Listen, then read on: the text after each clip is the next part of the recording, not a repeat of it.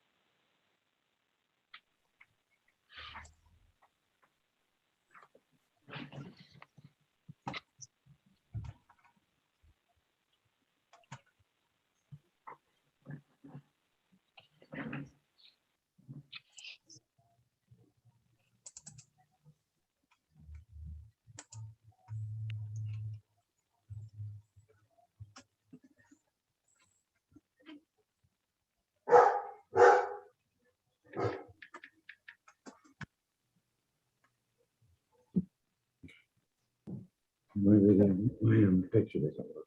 Don't work. That's all I ever got. Okay.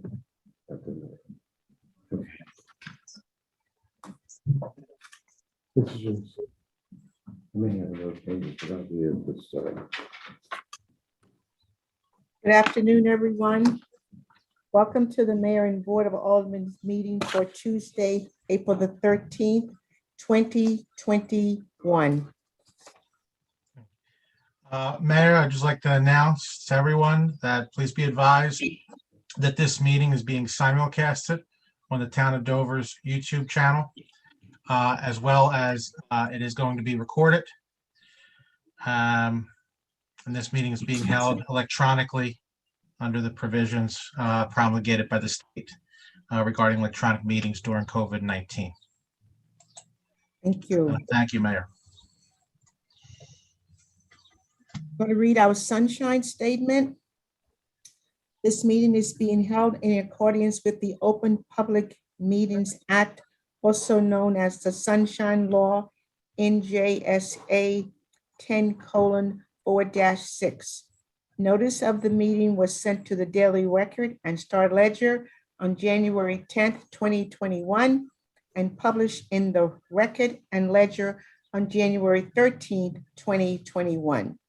Notice was also placed on the bulletin board in the lobby and the entrance door of the municipality building and on the Towns of Dover's website.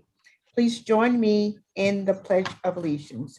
I pledge Allegiance to the flag of the United States of America and to the republic for which it stands, one nation, under God, indivisible, with liberty and justice for all. Thank you. Roll call, please. Alderman Correa.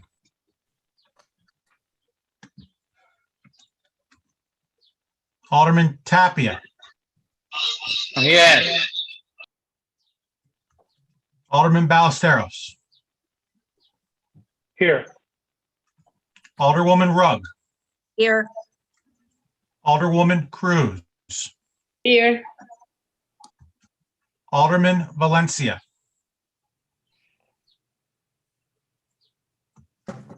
Alderman Quinones. Here. Alderwoman Whitner. Here. Mayor Blackman.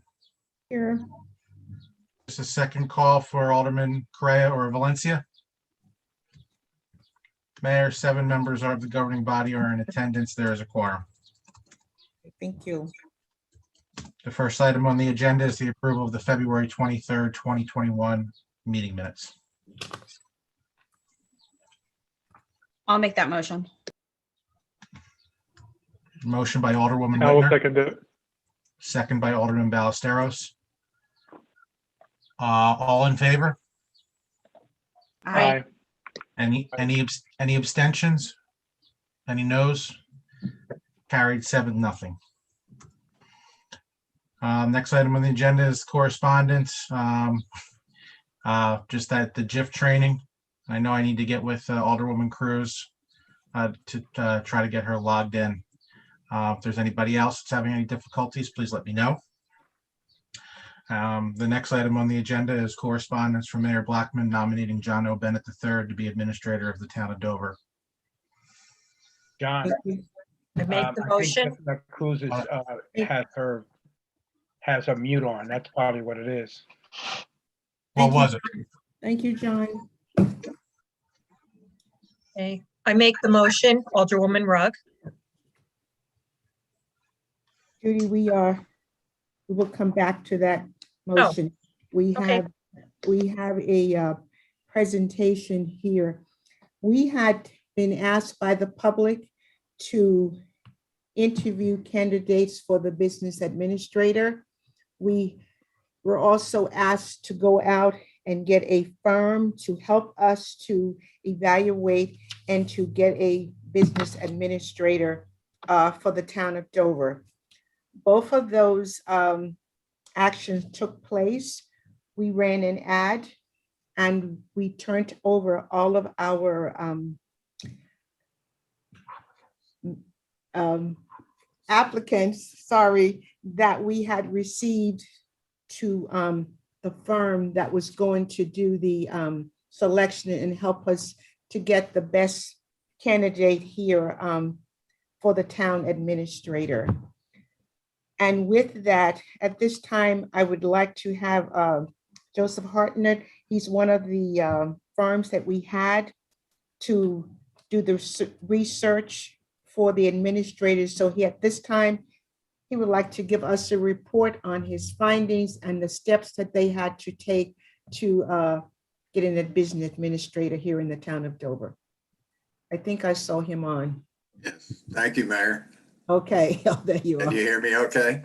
I can, yes, thank you. Okay, and everyone else, good evening, everyone. First, just by way of introduction, my name is Joe Hartnett. Spent most of my entire career in managing local government. Actually, was the youngest business administrator ever in the country at the age of 26. That probably explains why you're not seeing much hair on top of my head. But You're probably right. in any case, yeah. Most recently, I was the township manager in Montclair, and I retired from there in 2011. And just prior to that, I was the vice president and CFO of St. Peter's University. And since retiring from Montclair, I've been very active in consulting business. I'm with Government Strategy Group, which is a firm that has done extensive consulting with dozens and dozens of municipalities throughout the state, and many searches for municipalities, also for business administrators, city clerks, public work directors, any number of municipal positions. So as the mayor stated, Dover retained us to help assist and advise the town in recruiting a new business administrator. And we started off, of course, as the mayor indicated, by advertising with the New Jersey League of Municipalities, preparing an ad and having it placed with New Jersey League of Municipalities, which is the widest venue in New Jersey for recruiting municipal positions. We also have, obviously, with all of those years of service, myself and my partners, we have an extensive network of connections and knowledge of people who are in the marketplace or currently employed as administrators and managers. So we're able to bring that knowledge and experience to the search also. And in addition to advertising, in addition to the advertising, we also reach out directly to people and try to recruit candidates for our clients. So once that was done, we review carefully the qualifications and resumes and credentials of anyone who might have an interest in the position, do background checks as needed, and also interview people. We eventually got to the point where we recommended that in addition to the current interim business administrator being considered for the position. We identified two strong candidates for the mayor and her team to interview for further consideration. And we arranged those interviews and helped advise and assist the committee. We facilitated the interviews and also helped the mayor and her committee with preparing suggested questions and what have you to move the process along. Before making a final decision as to what direction the mayor wanted to recommend to the city council, the mayor suggested that she wanted and recommended having a variety of community leaders be interviewed by herself and the personnel committee of the Board of Aldermen. I don't know if interviewed is the right word. I really should have said to give a selection, a cross-section of community leaders an opportunity to give their input to the mayor and to the personnel committee of council as to what qualities and qualifications they thought were important for someone to have in the position. And under the able leadership of the chairperson of the personnel committee, Alderman Correa, that session was conducted also and got very interesting and valuable input from the community leaders who participated. So that was a very good part of the process also. When all was said and done, our firm came to the conclusion and recommended to the mayor that our recommendation was that the best fit for the town of Dover was to go ahead and appoint on a permanent basis the current interim administrator, John Bennett. Mr. Bennett's his credentials are impeccable. His familiarity at this point with the town and the town's familiarity with him really make him an outstanding candidate. And his qualifications are really unmatched and unmatchable by any other candidate, even though, as we said, some of the other candidates were pretty strong candidates.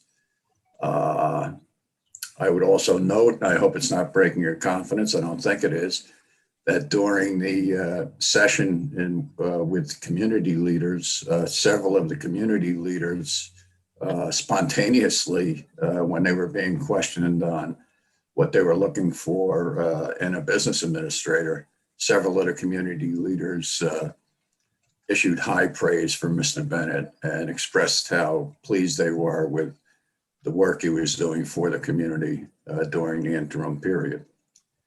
So after all of this work and all of this process, these things always come down to, as I always tell our clients, it always comes down to the best fit. And for the town of Dover, we certainly don't hesitate to recommend John Bennett as your best choice and your best fit. And if there's any questions, I'm happy to answer them. Thank you, Mayor. Thank you, and thank you for your report. I just want to say a couple of things, and then if anyone has questions, they can ask Joseph while he's still on the phone. I myself work really close every day with John Bennett here in the office. And one thing I can say is that he has restored the employees' morale.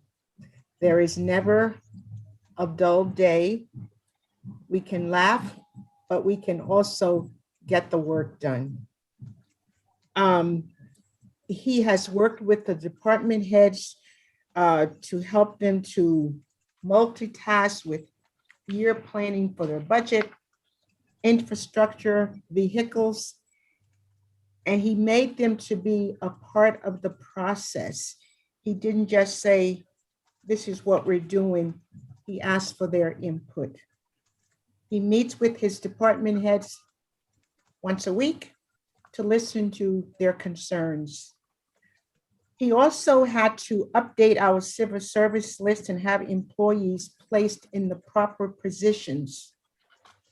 And he was hired as an interim administrator, but he became a HR director, recreation director, health department director, purchasing agency. So it was just not one item that he was working on. He worked to help us to be where we are here in the town of Dover today. He has been here for 7 months. And in my opinion, he has done tremendously in building a rapport with the board members, the public, and our staff. So with that said, if anyone have any questions they would like to ask Mr. Hartman, please do so at this time. Board members or department heads, or if you want to make a statement. Mayor, if I may, Okay, I can admit when I'm wrong. And 7 months ago, I voted no against Mr. Bennett. okay. And over the 7 months, as Mr. Bennett promised at that meeting, he has proven that he is the best administrator for our town at this time. He has gone above and beyond. I have seen the morale change in employees. I have seen the channels of open communication that have occurred and have been occurring ever since. I have been part of the open communication that he has with not only board members, but members of the public, and the initiative that he takes to tackle really difficult tasks. And I really do commend him for the work that he has done and the work that he is doing. And honestly, we are very fortunate to have him, and I'm so glad to be proven wrong. Sandra, thank you for those comments. And I like the part that we all have to admit sometime when we are wrong. So thank you for that. Anyone else? Yes, I would like to say thank you so much, Mr. Bennett. It has been a true pleasure to get to know you, work with you. You've been so instrumental with acquiring a public health nurse for us and the Department of the Board of Health. So instrumental in helping us gear towards the correct direction for the town. You are always thinking of the town first, and it has truly been seen and truly appreciated. And I look forward to continue to work with you as well. Thank you, Alderwoman Rugg. May I say something, Mayor? Sure. I am very happy with the job that Mr. Bennett been done. I'm so happy that we all give the opportunity for him to prove that he can do a very good job. And going forward, I know we can achieve and finish what we started. Thank you, Mr. Bennett. Thank you, Jessica. May I say something, Mayor Blackman? Yes, sir. I tell you, me and Bennett been working for the last couple of weeks. It's an incredible person that we have. You know, he's making me work, which is, you know, that's almost impossible to do. And I mean, he cares for something that I care for, and that's the children of this town. Every time I go to these meetings, he worries about the kids. And that to me is the most important thing in this town right now. We're trying to fix up these parks so these kids can have fun and have a good time with them, and the parents can enjoy their kids having fun. And that to me is the most important thing. So hats off for Mr. Bennett. I'm glad he's in our team. Thank you, Mr. Bennett. Thank you. Mayor, this is Bill Island. I'd like to say something too. Sure. I've been working with John for the last 7 months, and I think he's doing an incredible job. He's an extremely hard worker, and he's always there for us, and he's always available for us as department heads when we need to talk to him. And it's been a pleasure working with him for the last 7 months, and I look forward to working for him and with him in the future. Thank you, John. Very good. Mayor, Is there anyone else? Mayor Yes, Carlos Valente. Yes, Carlos. Seeing I met Mr.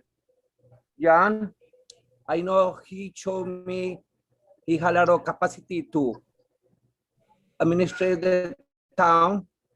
He's a good person. He had a lot of quality to do everything in the town, and he has solution for most everything in the town.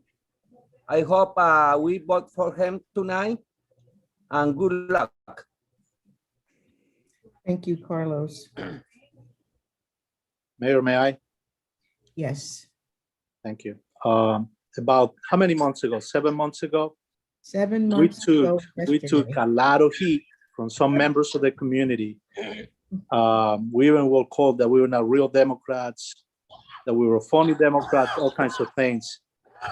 And we now, after the 7-month process that you implemented, Mayor, that you promised this community you were going to implement, with putting the job posting, putting the qualifications out that we were looking,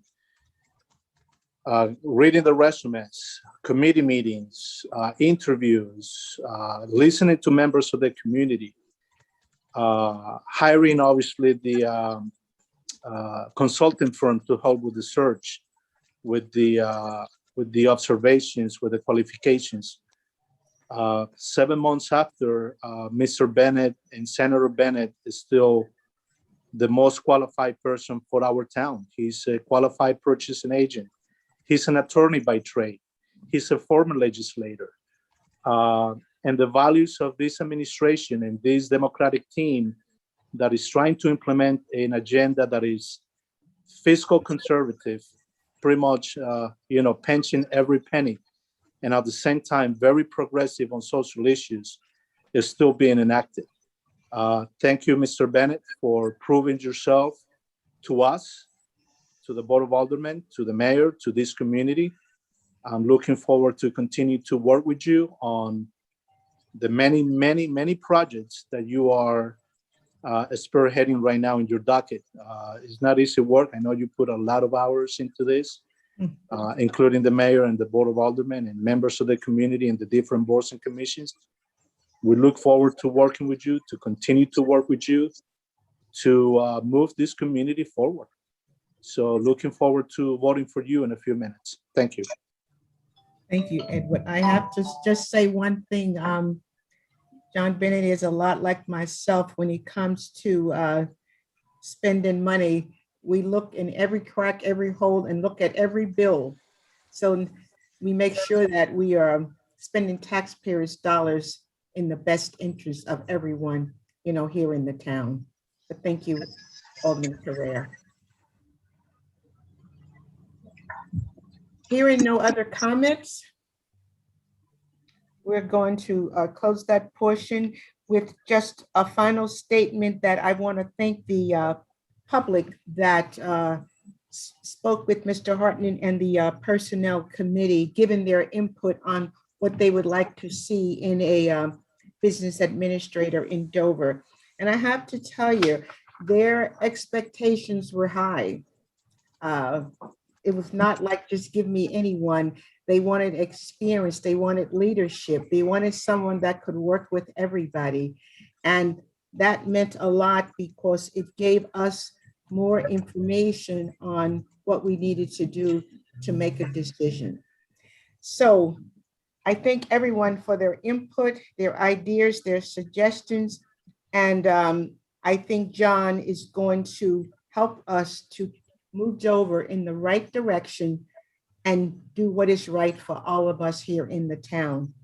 With that, I would like to make a motion to appoint John Bennett as our business administrator. Yeah, I motion. will second. Another time. Who was? Mayor, you made the motion? I did. I made the second then because I did the motion. Oh, I thought I did. I had Alderwoman Rugg on the second. Okay. It's okay, On the, one at a time. on the roll call, Alderman Craig, Absolutely, yes. Alderman Tapia, Yes. Alderman Ballesteros, Yes. Alderwoman Rugg, Yes, definitely yes. Alderwoman Cruz, Absolutely, yes. Alderman Valencia, 100% yes.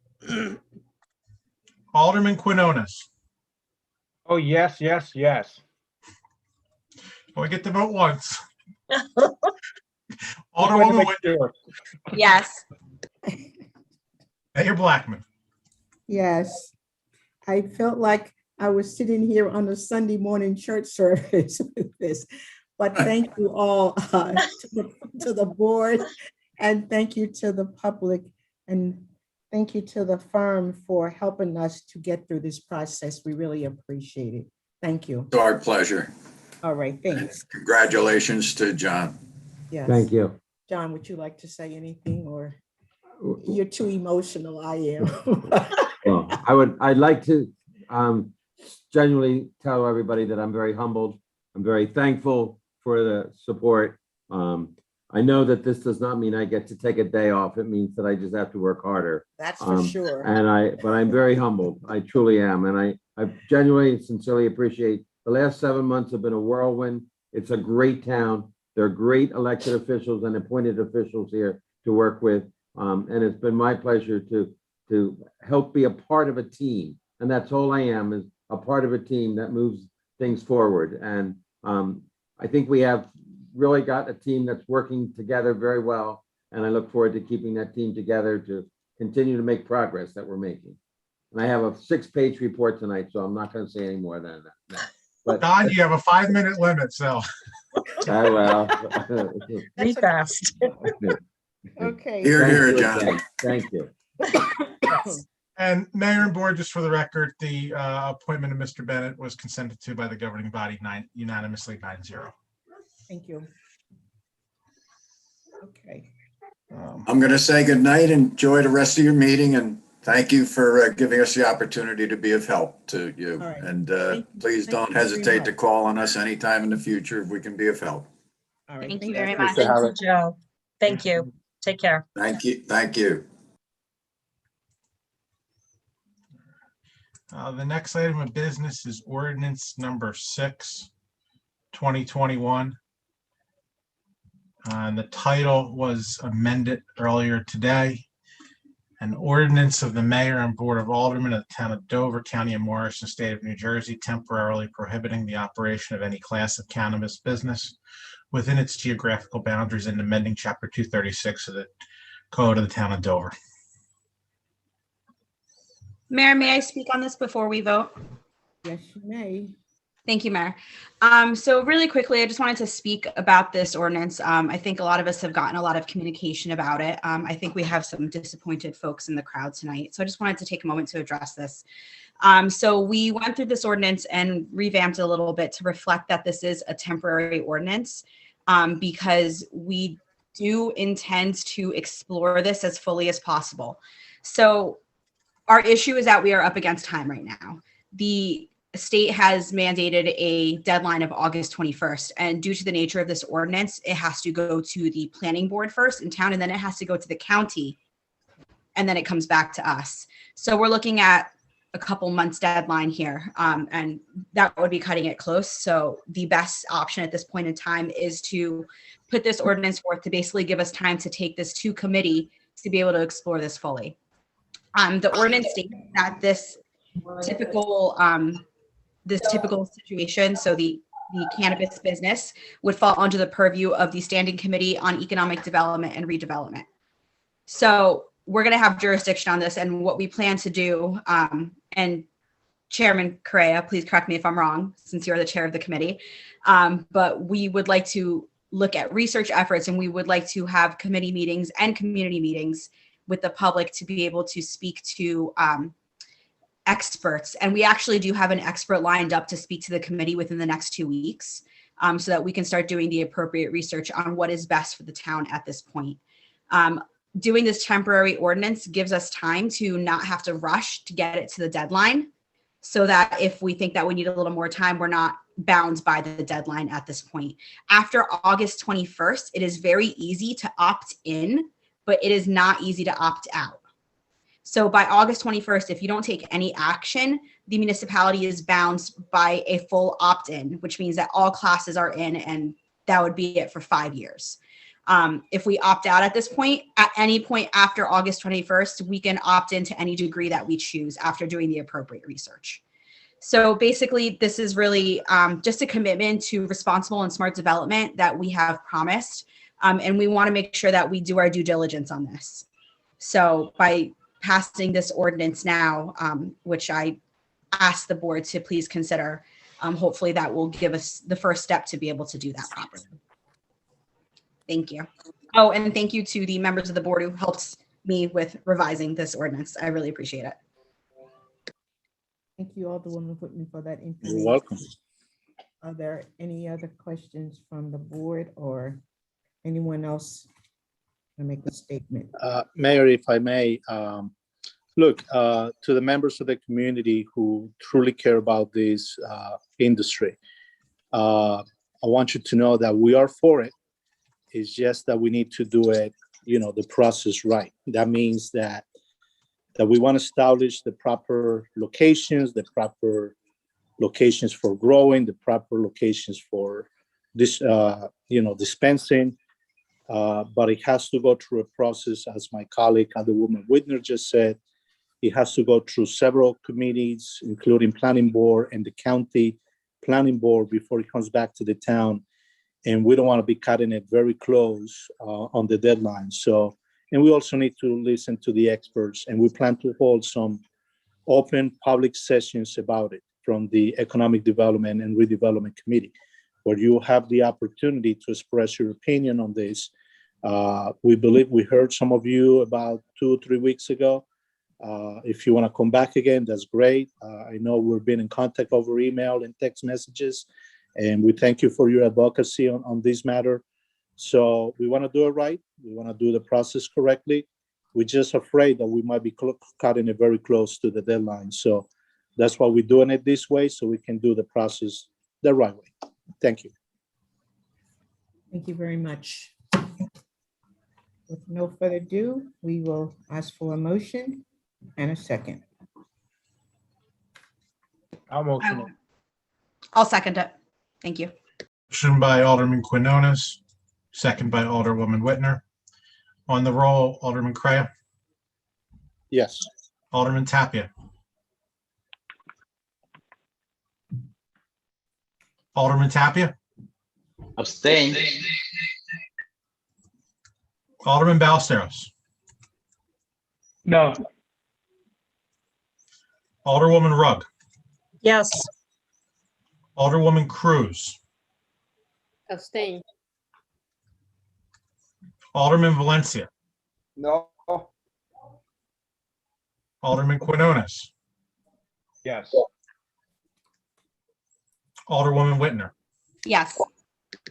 Mayor Blackman. Yes. 5 yeses, 2 nos, 2 abstentions. The ordinance is introduced. The next item is introduction of ordinance 7, 2021. It's ordinance providing for handicap parking space 36 Union Street in the town of Dover. Need a motion? I'd like to move that motion, Mayor. Second? I will second that motion. Motion by Alderman Crea, second by Alderwoman Whitner. On the roll, Alderman Crea, Yes. Alderman Tapia, Yes. Alderman Ballesteros, Yes. Alderwoman Rugg, yes, Alderwoman Cruz, Yes. Alderman Valencia, Yes. Alderman Quinones, Yes. Alderwoman Whitner, Yes. Mayor Blackman. Yes. 9-0, so introduced. The next ordinance for introduction is Ordinance 8, 2021. It's an ordinance to exceed the municipal budget appropriation limits and to establish a cap bank pursuant to NJSA 40A:4-45.14. Something that's done every year. We have our CFO, John Gross, on. If John isn't on, we have John Bennett.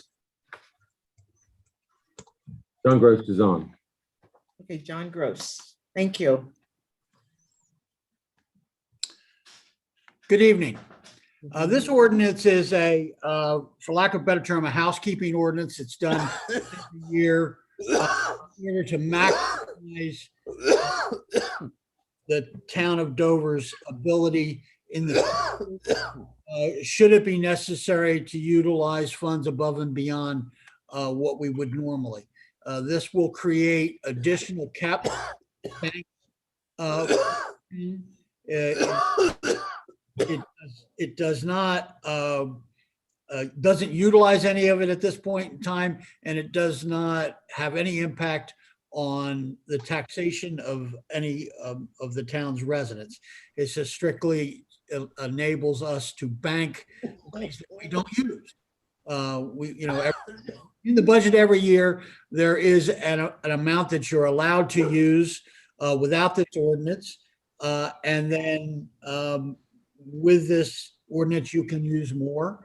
We anticipating banking all of this this year, and will not be utilizing, but it's always a good idea to save it for future because you don't know what you don't know. Right. Okay, thank you. If there are no questions, we need a motion and a second, please. I'll make that motion, Mayor. Thank you. I'll second it. Okay, who was the second? Mr. Quinones. Okay, so it was Alderwoman Whitner and Alderman Quinones. On the roll, Alderman Crea, Yes. Alderman Tapia, Yes. Alderman Ballesteros, Yes. Alderwoman Rugg, Yes. Alderwoman Cruz, Yes. Alderman Valencia, Yes. Alderman Quinones, Yes. Alderwoman Whitner, Yes. Mayor Blackman. Yes. So introduced 9-0. Next part of the agenda is ordinance second reading, public hearing and adoption. First one is ordinance 2, 2021, amending chapter 68 entitled the Department of Recreation of the Code of the Town of Dover and to update the name and general duties of the department. I would need a motion and second to open the public hearing for the ordinance. I'd like to I'll move move the to open it. Somebody, Second. Alderman Crea, Ward 3 wants us moved to open. Alderman Crea and Alderwoman Whitner. Is there any opposed to opening? Anybody abstaining from opening? Then by unanimous consent, it is opened. If any member of the public wishes to address the governing body on this ordinance, they can do so now by raising their hand via Zoom. If you're on telephone, it'll be *6, or if you're on your computer, the telephone icon. I have one hand raised. Jake Afros. Yes, hello. Hi, I am hoping to speak on Ordinance 6 as well. I was invited here by Dover resident Carol. Again, my name is Jake Efros. I'm a member of the North New Jersey Democratic Socialists of America. And I, again, have been invited here by Dover resident, although I live in Jersey City. But my question is just about the... Before you go on, I just want to, this is, your comments for this are about this ordinance, Ordinance 2, 2021. No, I apologize. I thought this was the open public comment moment. Yeah, this is the open public comment here, period, for this particular ordinance only. My apologies. I'll keep my hand raised for later. Would you, if you want to lower your hand, and then at public comment time, I'll ask anyone if they want to speak, they can raise their hand. Mayor, I'm not seeing any hands raised for any individuals who wish to speak on this ordinance. So I would need a motion and a second to close the public hearing. I just have a quick question. Oh, never mind. Well, we're in public Yes. hearing. We need to come out of public hearing. Oh, I can't comment during this portion. I guess you could. I'll ask Brian on that one. Yeah, I think Understood. We can close this. I apologize, clerk. We can continue as is, and I'll save my question for after we close. I'll move to close.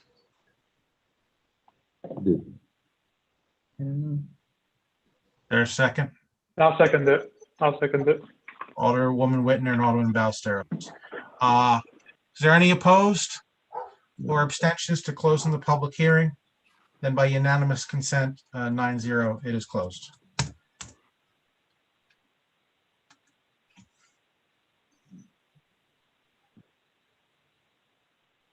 Now, before we move on to votes, I had a quick question. Just wondering, the renaming of the department or updating the duties, will this also create any new positions or fill in the positions to be able to deal with the new duties that are outlined, that are laid out by this ordinance? This question is, will we be hiring people, if I heard this correctly? Adrian, your question was, will we be hiring other employees for this department? Correct. Great. I'll deal with that. That question came up today in our final finance committee meeting, when the chair raised that issue specifically. The budget provides in salaries and wages a fixed amount of money. Since we are, by the time the ultimate budget will get adopted, and we will be some 5 months into the year, and we have one member out on furlough right at this point. So to answer your question, there will be enough money in salaries and wages for the purposes of hiring an additional personnel, if that is necessary. As you know, we have not had a tremendous amount of work within the department because of the COVID, and we will be slowly getting it started again. This expands the commitment of the department in a very positive manner. I might add that, because what it does is it allows us to bring make this town a hub for the arts and the culture in the region. And certainly, as we are going to be approaching our 300th anniversary, the department now will be in a position to assist to combine the history of the past and the diversity and cultures of the present. I think, to answer your question specifically, as we go along and it becomes necessary to see that we would need to add another person, we will have the money available in this budget because of the, as I answered the chairman today, because of the situations that we have, we would have excess dollars due to the furlough happening right now and the time frame of the year. So yes, we would have money. Thank you. Mm-hmm.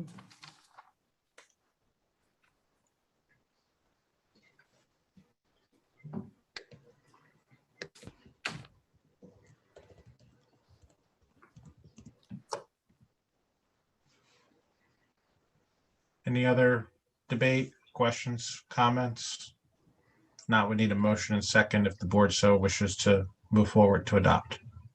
Clerk Schmidt, on behalf of the aldermen that work on this ordinance, Cruz, Valencia, Tapias, and myself, would like to thank the board members for voting yes on this. Our town is rich with history, rich in diversity. We have a lot of assets, like a historic downtown, and we're gonna be able to properly develop, by properly developing programs and initiatives with the administration, bring a lot of economic activity through tourism and other arts and culture and recreation activities to our town. So this is a very positive change, addition in this case to the department. Adding arts and culture, we have lots of it here in our town, including the diversity of the cuisine and the different ethnic groups that are here in our community. We, ask for your support in enacting this change. Thank you. Thank you.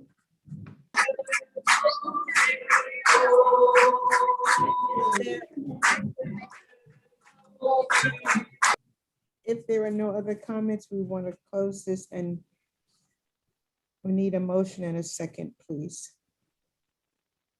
Take that motion. I'd like to second. One at a time. And to clarify, Alderwoman, this is the motion to adopt the ordinance, correct? Okay. Motion by Alderwoman Cruz, second by Alderman Tapia. On the roll, Alderman Crayon. Yes. Alderman Tapia. Yes.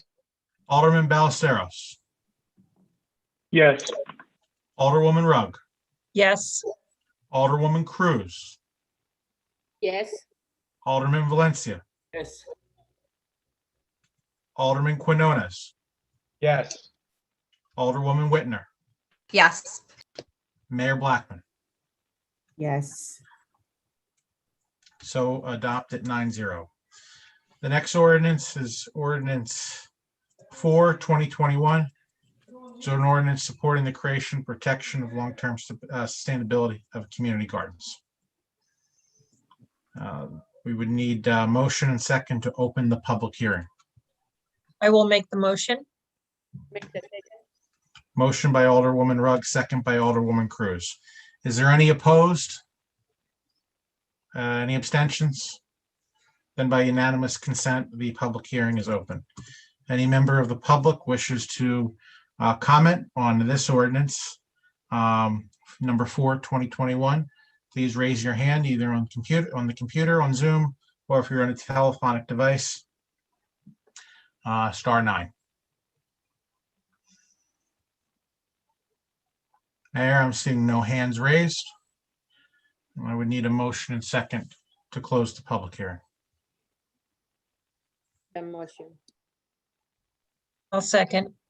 Motion by Cruz, second by Rugg to close the public hearing. Any noes or abstentions? Hearing none, then by unanimous consent without objection, the public hearing is closed. The next part, presenting debate, we need a motion and second if the board so chooses to adopt. I'll make the motion to adopt. Second that. Motion by Alderwoman Whitner, second by Alderwoman Cruz. On the roll, Alderman Crayon. Yes. Alderman Tapia. Yes. Alderman Ballesteros. Yes. Alderwoman Rugg. Yes. Alderwoman Cruz. Yes. Alderman Valencia. Yes. Alderman Quinones. Yes. Alderwoman Whitner. Yes. Mayor Blackman. Yes. 9-0, so adopted. The next ordinance is Ordinance 5, 2021, supporting the integration of new Americans and residents. I would need a motion and second to open the public hearing. I'll move that. I'll second that. Motion by Alderman Ballesteros, second by Alderwoman Whitner. Any opposed or abstentions? Hearing none, then by unanimous consent, the public hearing is open. If any member of the public wishes to speak on Ordinance 5, 2021, please raise your hand now, either on the computer or if you're on your telephonic device, *9.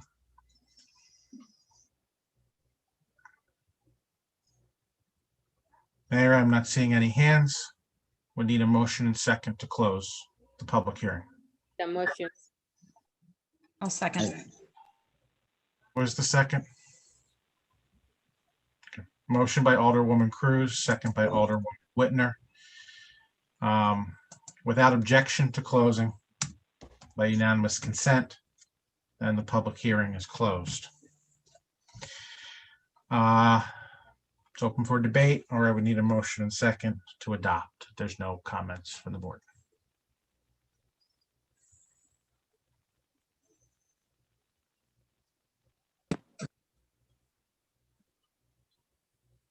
Waiting for a motion and a second, please. I will move to adopt. I second that. Second, okay. Motion by Alderwoman Whitner, second by Alderman Correa. On the roll, Alderman Correa. Yes. Alderman Tapia. Yes. Alderman Ballesteros. Yes. Alderwoman Rugg. Yes, Alderwoman Cruz. Yes. Alderman Valencia. Yes. Alderman Alderman Quinones. Yes. Alderwoman Whitner. Yes. Mayor Blackman. Yes. That is so adopted 9-0.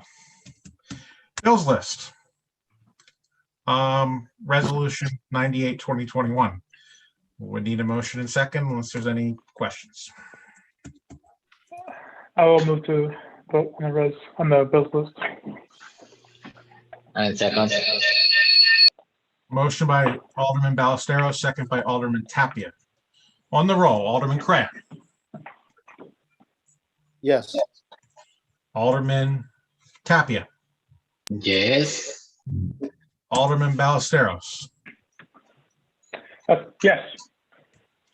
Alderwoman Rugg. yes, Alderwoman Cruz.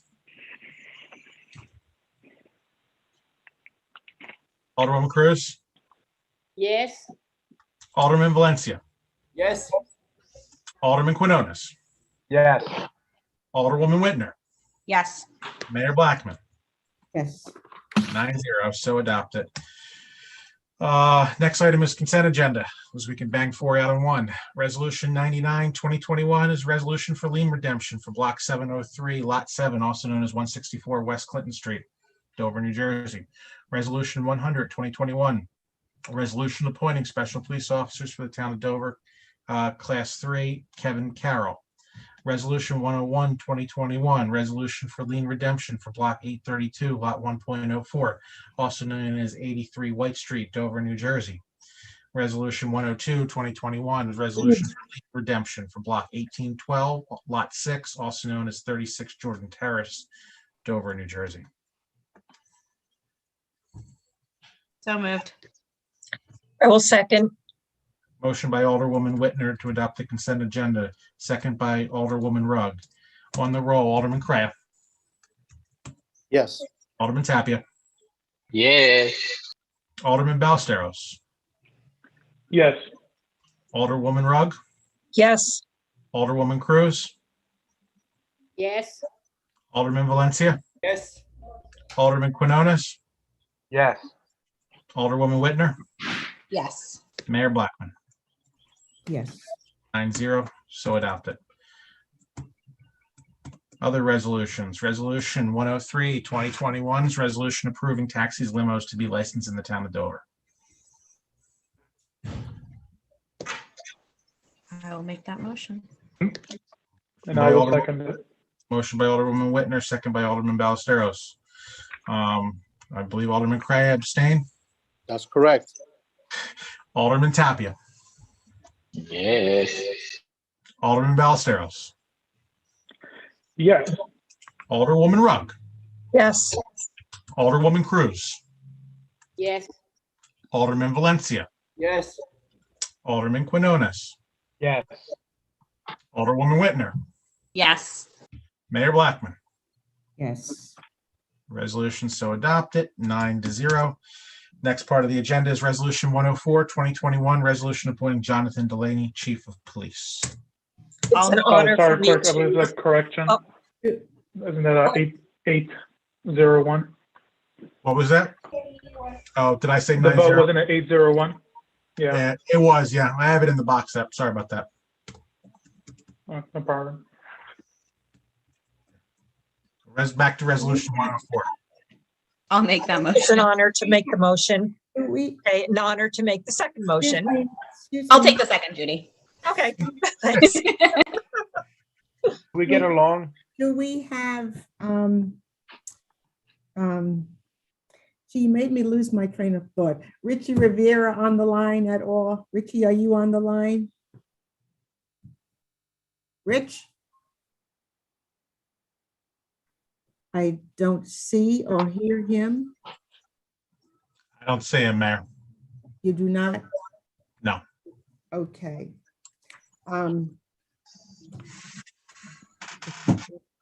Talk about Richie. I just wanted him. to Get the see motion on the that. table. Sandra made the motion, and Oh. I believe Judy seconded it. And so the We motion. switched it around. Alderwoman Yes, Rugg, sir. Alderwoman Rugg took the motion. I seconded And it. then now the motion's on the table. Alderwoman Rugg made the motion and Sandra second. Okay, all right. Okay. So now the motion's on the table. Now it's a Okay. discussion. Any questions from anyone? I'll just make a brief statement. As you all are aware that Deputy Chief Delaney has been part of the police department for many years. He was born and raised in Dover, and he graduated from Dover High School. From working with Jonathan from January 1, 2020 to now, I've seen where he has the respect of his department. He has truly improved the morale of the department on a day-to-day basis. He has been building visibility of his police department in the downtown area. He also is able to work with the entire community to build trust and to work on items and programs that improves our community. I won't go into his background. We will be going into that at a later date, but just a couple of things that I have noticed, seen, and done. I knew when he was volunteering in Dover in a lot of categories. He is a father of 2 and expecting number 3. So we hope we can get through the meeting tonight before number 3. You never know. Little ones have a mind of their own. In 2018, if I remember, he was the police officer of the year for the town. And working with him in the last year and 3 months or whatever it is, he has really shown leadership and has been able to work well with the employees, with John Bennett, myself, and the board members. So with my comments, I'm going to open it up to the board. If any of you have any comments, please, at this time, make your statement. Mayor, I'd like to say a few words. Okay. As someone who, like myself, I grew up in Dover as a young child, and now being of age to, to do, give back to the community. work in public service, and having Jonathan Delaney as the position of chief of police, I really do feel like with him growing up here, understanding the community, understanding our needs, as well as being a decorated officer and having accolades from the department, I believe this is a no-brainer. But I know that Delaney will be of great service to the town of Dover as he has so far been. Thank you. Thank you, Adrian. Yes, I also would like to say something. Chief Delaney, it has been a true pleasure to be working with you, see all the wonderful things that you've done in this community that I've never seen before in all the 16 years that I've been here. It's phenomenal and much appreciated by all the residents here, all the alder people, the mayor, everyone on administration. We truly appreciate your dedication and devotion to the town that we all love. So thank you and continued success and congratulations. Okay. If I have no other comments, Mayor, may I? okay. I think police expert and consultant Rich Rivera is on the phone right now or on video. I just saw him join the phone call a few minutes ago. Okay, Rich, we are waiting.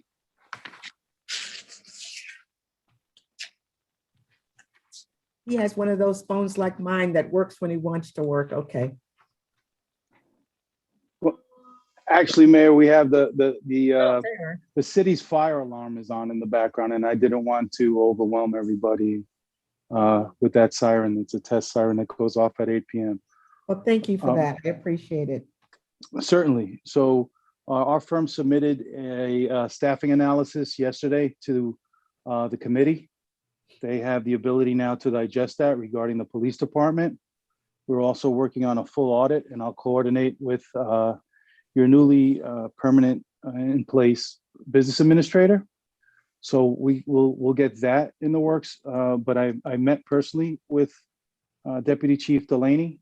He's an exceptional candidate, and there's no one more qualified in town for it. It's just a matter of whether or not the Board of Aldermen and yourself chose to go that route, and that's the route you're taking tonight. So congratulations. And if there's anything that you need from our firm, we're here to help and serve you. Thank you, Richie, for that information. Mayor, may I? Yes. All right. So I'm just going to be blunt and to the point. Born, raised, forged, young, and made in Dover. That's what Deputy Chief Delaney, soon to be chief, is about. His ethics, his leadership, his character, I'm pretty sure will bring reform, accountability, leadership, motivation, optimism to this department. I'm pretty sure that he's part of that legacy, Mayor, that you and this Board of Aldermen are building for our town. It's a long-lasting legacy. When you appoint a police chief, as Jonathan, who's 34 or 33 or 35 years of age, we're leaving a long-lasting legacy for this town, for our residents, for our businesses, for our town employees and police department, for the law and safety of our community. I'm very certain Deputy Chief Delaney, soon to be Chief Delaney, will bring the education, the experience, his credentials, his character to every day in his job. I'm very proud to support this nomination. I'm very proud, Mayor, of the work that you've done in the process of hiring the police consultant, getting the staffing report and the organizational options that we were presented last night. And I'm also very proud that the personnel committee also met and also decided that this was the best route for our town, for this police department, for these men who are in uniform every day, risking their lives, protecting and serving our community. Jonathan is not for sale. I can tell you that much. His character and integrity are par to none. I have the opportunity to politically be engaged and run with his father, former alderman from the Fort Worth, Jack Delaney. I know very well this family and their character and their values and their principles. And I'm very sure Jonathan brings those values into work every day, leading his men in the police department. With that said, Mayor, I'm very proud to support the nomination of Deputy Chief Delaney to be our next chief of police for many, many years to come. Thank you, Mayor. Thank you. Eddie, I just want to add on to one of the things that you said in there. I worked with Jonathan's father, and his father has done a good job in raising Jonathan to have ethics, respect, and he has built great leadership. And as I sit here, I feel myself getting emotional, so I'm going to stop talking. So if there are no other comments. It's okay, Mayor. You can be emotional. It's an emotional moment. I'm emotional myself too. So, Mayor, I do have a comment. Yes, Alderwoman Whitman. Sorry, not to disrupt the moment. There's so much to say, and I'm going to get emotional. John was my first friend in Dover, and he held my hand and introduced me to this town and found my house that I'm sitting in right now and just introduced me to what a wonderful town this is. And I owe so much to him. He is a wonderful friend, a wonderful husband to his wife, a wonderful father. He is one of the best police officers I have ever had the privilege of meeting. And there has never been a doubt in my mind for even a second that this man would make a wonderful chief. I appreciate all the work that has gone into this. I wish it had been sooner, but here we are. And I can't wait to get this vote done. So I'll stop talking. Let's do this. I think you all should have bought a box of tissues along with you. May I say something? Thank you, Sandra. May I say something? I just want to add into everybody's comment. We keep forgetting that John is one heck of a soccer coach, and that's that's something that he's gonna take to his kids. I know he is, and I hope that he don't teach them all that we taught him. That way, just in case we meet him somewhere down the road, with his kids, and we could win these games. Anyway, he is a great guy. I know John for a while. He's got a heart, and that to me the most important thing is the heart. He loves his town, so we got to keep him. We got to keep him here forever. He's the man. Thank you. Thank you, Bert. Mayor, may I now? Yes. Well, I guess everybody say everything that you need to hear, John. I wanted to say congratulations. We already have a meeting this morning, and I'm very proud of everything you've done so far. And congratulations to your family for your baby that is coming soon. And we all very proud of the job that you've done so far. Thank you. Thank you all for your comments. And I know that Jonathan is feeling very, very honored this evening. Bill Island, where? He had his hand up to talk. All right, Bill, where are you? Oh, I just wanted to say congratulations, Jonathan. You do a great job for the town of Dover, and looking forward to working with you for the next 7 or so years before I retire someday. but you're a great guy, and it's really a pleasure working with you. And I just say congratulations. Thank you. All right. Yes, Carlos. Jonathan, congratulations. The best in your new position. Thank you. Okay. There are no other hands, no other voices. Charlie Peterson. Yes, Mr. Peterson. Oh, I'm mute. Representative I'm unmuted. Hey, Mayor. I'd just like to take the time to congratulate the chief. I've worked with him since the day he walked in the door with the Dover Police Department. He tries to get every decision right. He works hard. There's a lot of thought into it, and he's done a great job. I've watched him from the day he started to now. Proud to work for him, and I'll be proud to continue to work for him. Congratulations, Chief. You're making us more emotional here. I see you wiping your eyes too, but it's okay. Okay. Thank you all for those comments. And with all of that said, at this time, I would like to make the nominee to appoint Jonathan Delaney as our chief of police. I second that motion, Mayor. Mayor, there's already a motion on the floor by Alderwoman Whitner and a second by Alderwoman Rugg. Oh, right. Oh, my God. Yeah, that was a little bit a while ago, but. Oh, okay. How we forget. Okay. But I think it's in reverse, Mr. Schmidt. I think Alderwoman Rugg and I decided that amongst ourselves.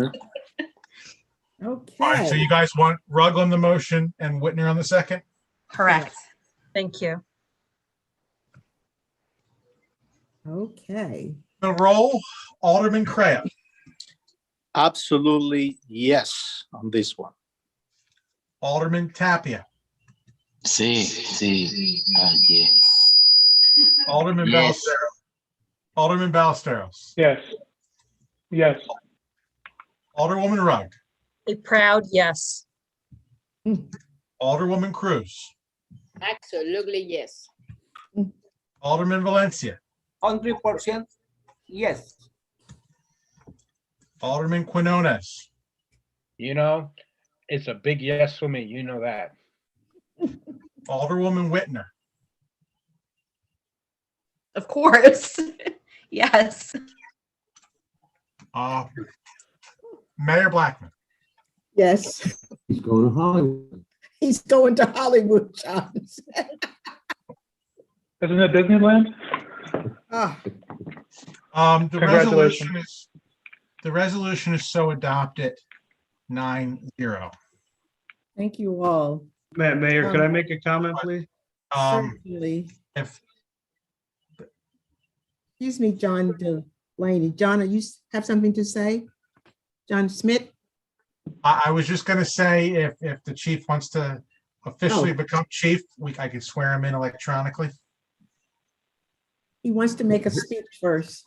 No, he's going to be with his No, wife. he's not going to be sworn in tonight, John. Got to get these Johns right. No, he's not going to be sworn in tonight, Because with his wife and his dad. but he's going to make a statement. No tears. I just want to say today is not about me. This is about the town of Dover and the men and women of the police department. It's about strengthening the relationship between our police department and our community. It's about creating a more professional agency built on trust, mutual respect, and integrity, supporting our men and women while still holding them accountable and being transparent. I'm grateful for the opportunity. I do not take it for granted, and I look forward to the challenge. We have some of the best and brightest officers in New Jersey, if not the nation, and I'm honored to lead them and be a part of their team. And I'd just like to thank my wife and my family and my friends, Mayor Blackman, and all the aldermen who've supported me, Mr. Bennett, Senator Bennett, the Morris County Chiefs Association, local Dover PBA 107, all the local supporters, including Carol Ruiz, Morristown, Black Lives Matter, and all other supporters throughout our great town. I appreciate all the support, and I look forward to working and collaborating with all our community stakeholders to move forward. I think we can make our community and our police department one of the best in the state, if not the nation. Thank you, Mayor. Thank you, Board of Aldermen. I really appreciate it, and it's an honor. Congratulations, John. Thank you. Congratulations, John. Congratulations, John. All right. Thank you all for that. John, where are we on the agenda? Resolution 105. Another appointment, but resolution 105, 2021, it's resolution appointing a police sergeant. Oh, I thought we had done that. I will make that motion, Mayor. I will second it. Motion by Alderwoman Whitner, second by Alderwoman Rugg. Hearing nothing, on the roll, Alderman Craft, Yes. Alderman Tapia, Yes. Alderman Ballesteros, Yes. Alderwoman Rugg, Yes. Alderwoman Cruz, Yes. Alderman Valencia, Yes. Alderman Quinones, Yes. Alderwoman Whitner, Yes. Mayor Blackman. Yes. Adopted 9-0. Next resolution is 106, 2021. It's a resolution authorizing an interlocal transfer for the police department. I made that motion, Mayor. I will second it. Motion by Alderman Correa, second by Alderwoman Rugg. On the roll, Alderman Correa, Yes. Alderman Tapia, Yes. Alderman Ballesteros, Yes. Alderwoman Rugg, Yes. Alderwoman Cruz, Yes. Alderman Valencia, Yes. Alderman Quinones, Yes. Alderwoman Whitner, Yes. Mayor Blackman. Yes. 9-0, so adopted. Next resolution, resolution 107, 2021. Resolution dedicating a capital grant repayment and canceling capital appropriations, both to be applied to reducing net debt. I will make that motion. I second it, Mayor. Motion by Alderman Ballesteros, second by Alderman Correa. Hearing nothing, hearing no comments, Alderman on the roll, Alderman Correa, Yes. Alderman Tapia, Yes. Alderman Ballesteros, Yes. Alderwoman Rugg, Yes. Alderwoman Cruz, Yes. Alderman Valencia, Yes. Alderman Quinones, Yes. Alderwoman Whitner, Yes. Mayor Blackman. Yes. Resolution that's so adopted 9-0. Resolution 109, 2021 is a resolution appointing Monica Madden as special prosecutor for code enforcement through the fair and open process. And you're just seeing this now on your agenda because this was part of the second round of RFQs. Mayor, I made that motion. I'll second it. Motion by Alderman Correa, second by Alderwoman Rugg. On the roll, Alderman Correa, Yes. Alderman Tapia, Yes. Alderman Ballesteros, Yes. Alderwoman Rugg, Yes. Alderwoman Cruz, Yes. Alderman Valencia, Yes. Alderman Quinones, Yes. Alderwoman Whitner, Yes. Mayor Blackman. Yes. The next is a resolution 1110, 2021. It's a resolution appointing Arcari Ivano to provide consulting architectural services for the year 2021 through the fair and open process. And this will be our second consulting architectural firm.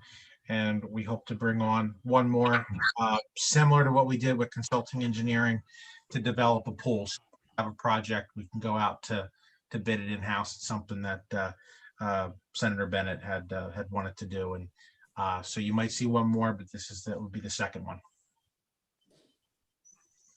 And Senator, feel free to correct me if I'm. No, you're absolutely correct. I will make that motion. I'll second that motion, Mayor. Motion by Alderwoman Whitner, second by Alderman Correa. On the roll, Alderman Correa, Yes. Alderman Tapia, Yes. Alderman Ballesteros, Yes. Alderwoman Rugg, Yes. Alderwoman Cruz, Yes. Alderman Valencia, Yes. Alderman Quinones, Yes. Alderwoman Whitner, Yes. Mayor Blackman. Yes. So adopted 9-0. Next item is Resolution 111-2021, a resolution condemning anti-Asian hate and rhetoric. I'll always make that motion. I will Second. Sorry, who was the I second? just want to say, Sorry, who was the second? Alderman Okay. Correa. Correct, thank you. and I just wanted to share a few quick words. I know this is a late addition to the agenda, but I appreciate the clerk and the mayor for adding this. I think it's just, it needs to be said because it's long overdue. You know, we as a board, we as a town, we condemn anti-Asian hate and rhetoric. This is a way for us to reach out to our residents of Asian descent here in the community, as well as any visitors that pass through our town, that this is a safe area for you, and that this is just the first step. You know, along with anti-Asian hate, and just any kind of racist behavior, racist acts. You know, it's something that the town has to really make an effort to curb and to provide resources to its residents to report any of these types of acts. So I'm glad we're saying these words, and I hope that moving forward we'll put some actions behind those words. Thank you. Thank you, Alderman Bautista. Thank you. Mayor, roll call. Fine. Alderman Correa. Yes. Alderman Tapia. Yes. Alderman Balceros. Yes. Alderwoman Rugg. Yes. Alderwoman Cruz. Yes. Alderman Valencia. Yes. Alderman Quinones. Yes. Alderwoman Whitner. Yes. Mayor Blackman. Yes. To adopt it 9-0. The next order of business is receiving comments received by the planning board regarding Ordinance 1/2021 regarding the electric charging stations. Don't mind, Alderwoman Whitner, you had mentioned earlier in the meeting about why we were doing the marijuana ordinance now. Anything in Chapter 236 land use goes to the planning board. They have 30 days to comment on it, and then we'll come back to the governing body. So this is an example of that process. So this was introduced back in February, and it went to the planning board. And the planning board had some comments and changes that they're recommending. That was relayed to the Board of Aldermen via resolution from one of the engineers for the planning board. Certainly, if the board wishes to discuss or not act on those changes, the board could. If the board is acceptable to those changes, I think that the best course of action would be to reintroduce Ordinance 1/2021 with the recommended changes, which would be inserted by our town attorney. Tonight it's Mr. Mason. And then you'll see this again next month in May for adoption.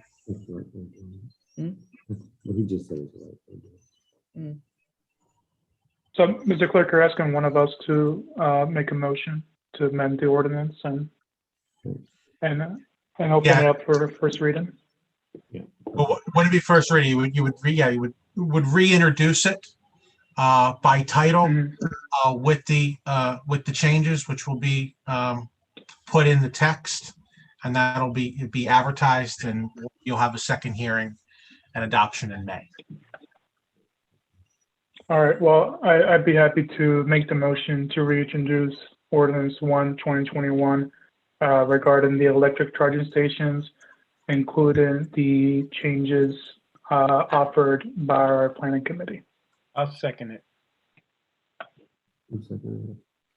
Thank Quinones.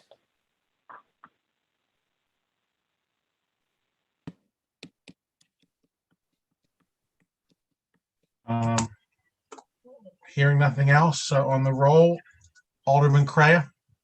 Yes. Alderman Tapia. Yes. Alderman Ballesteros, Yes. Alderwoman Rugg, Yes.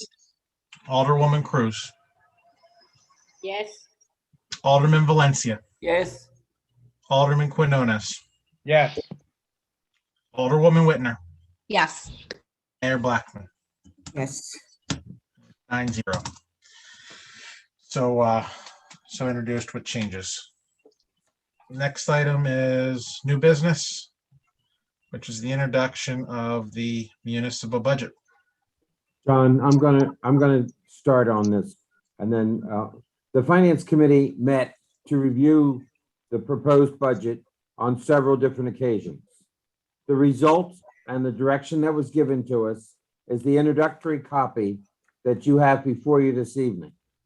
Even though the revenues for the town have decreased by approximately $1 million, and the collective bargaining agreements from the past raised the police and salaries and wages by nearly 10%, and the fire by $100,000, our Finance Committee has brought forth a budget with under a 4% increase.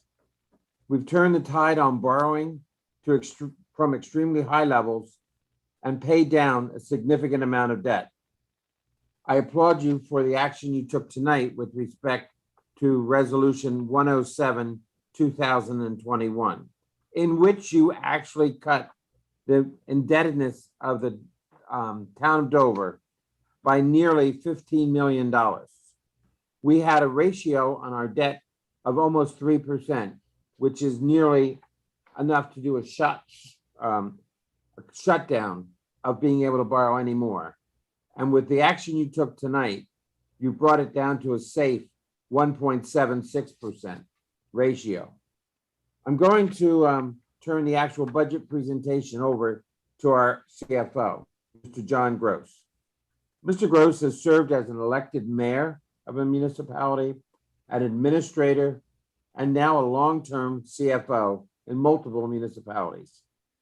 He knows the importance of preparing a budget that addresses the concerns of a municipality and its response to its needs, and is responsive to its needs.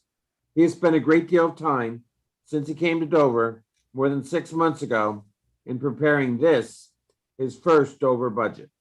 It's been a pleasure to work with him, and I turn this over for the presentation to our CFO, Mr. Gross. Thank you, Mr. Bennett. I appreciate it very much. And if the Board of Aldermen and Mayor will indulge me, I'd like to, number one, I want to thank you all for your support. 7 months ago this week, I got a call asking me if I could help out in Dover. They needed someone to get through a rough spot.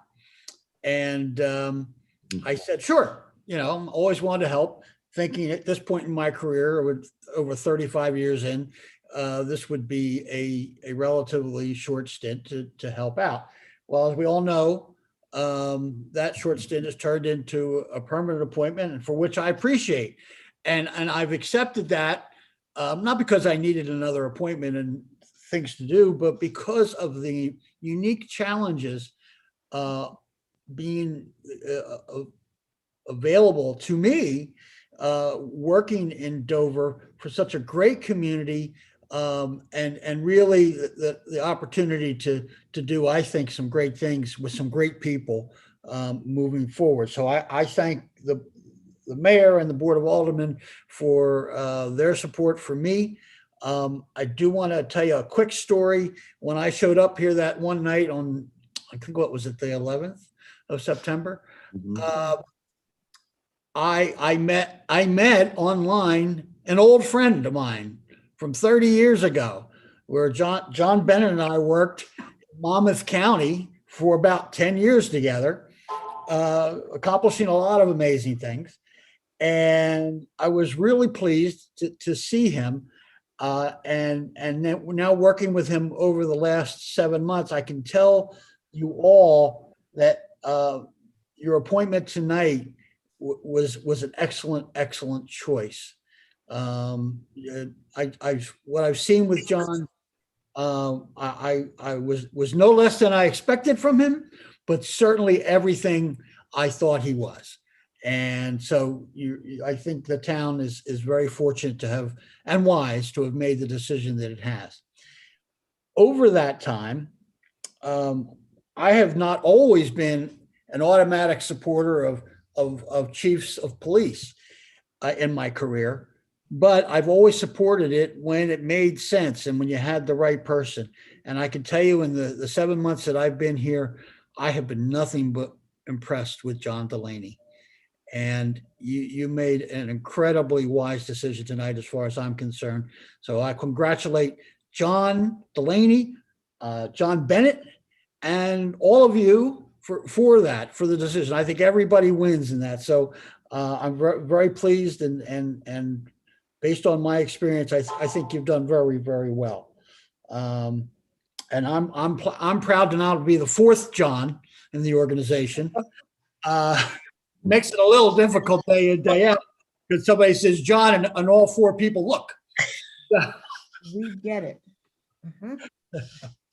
So I tell you the story a little bit just because the atmosphere that we're working in is completely a team atmosphere.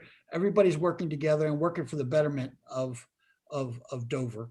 And so tonight, what I would want to do with the introduction of the budget this evening, not just tell you about this particular budget, but maybe give you an overall view of Dover's finances, if you will. John mentioned tonight that you passed the resolution that we put forward,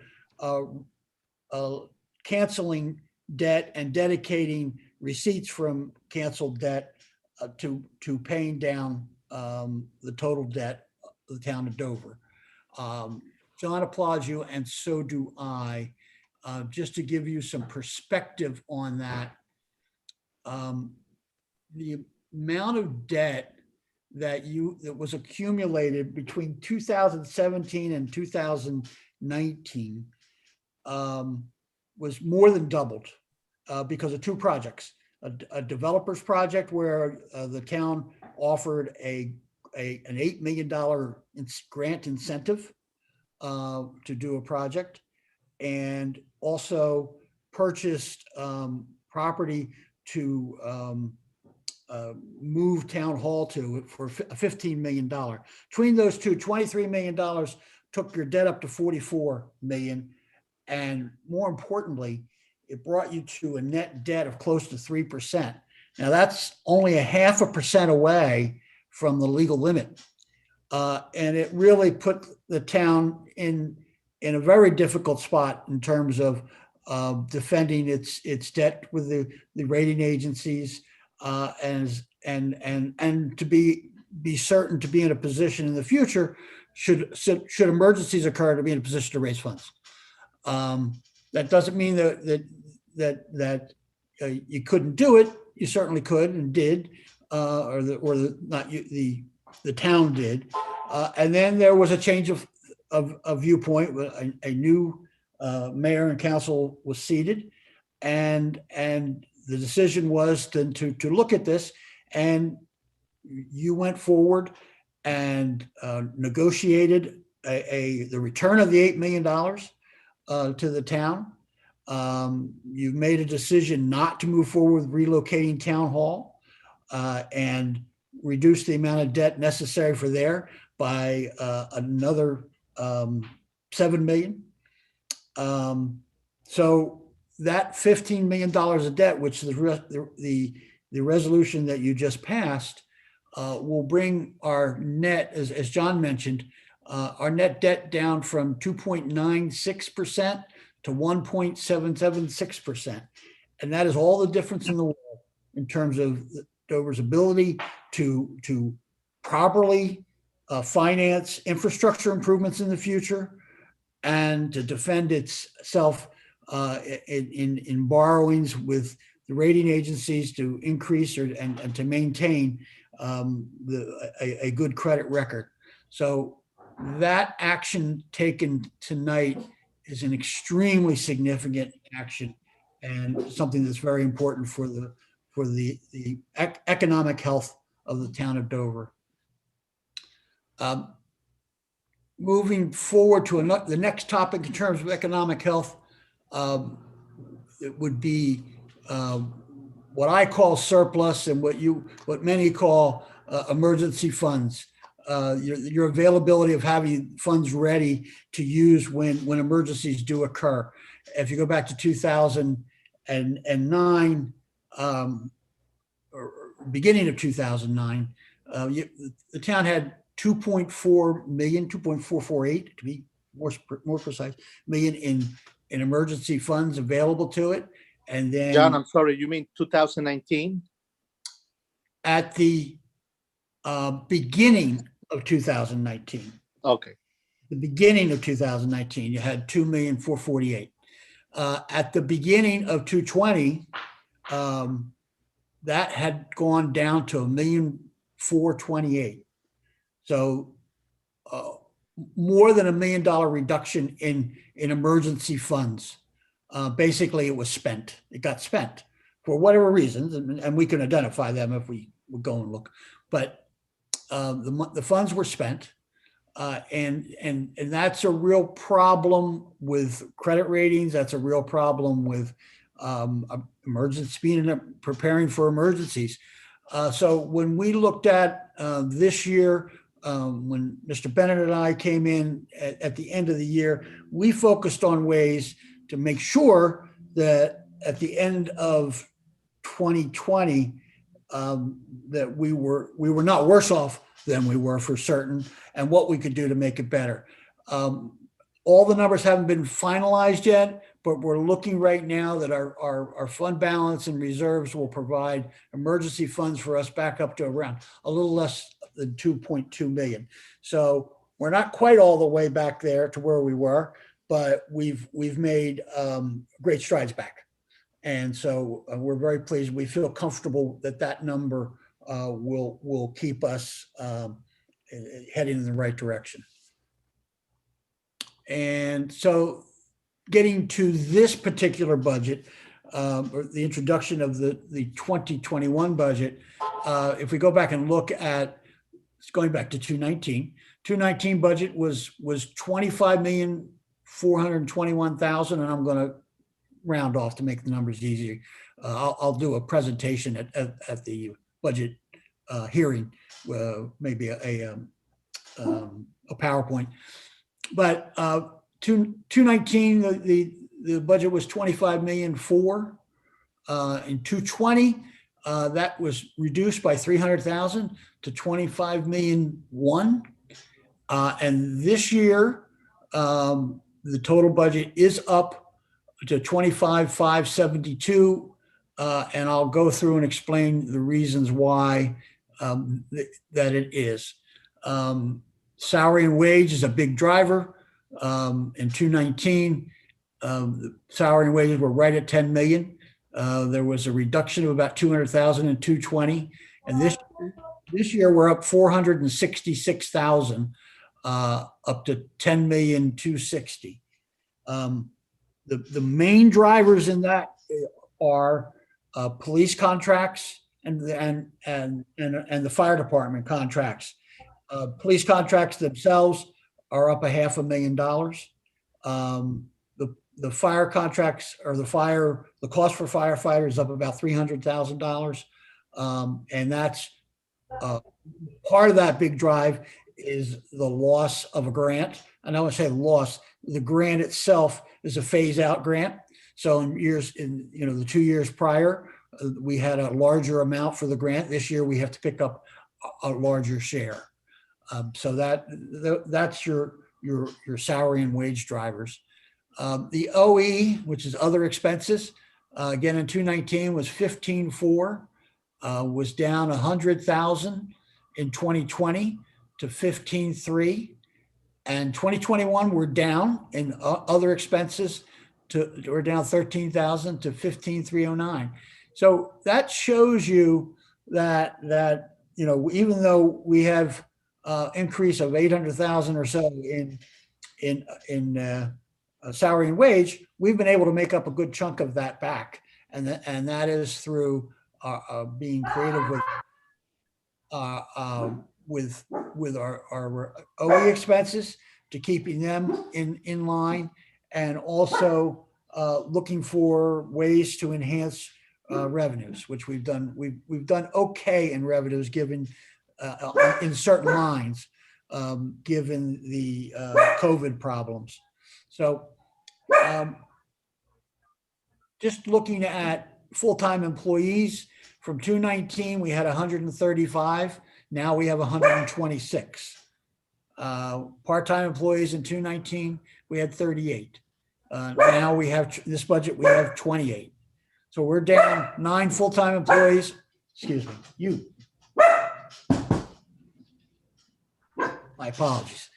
We're down 9 full-time employees and 10 part-time employees from 2019. Again, these are the kind of drivers that move us in the right direction, despite having large increases with contractual obligations from contracts that go back to 2018.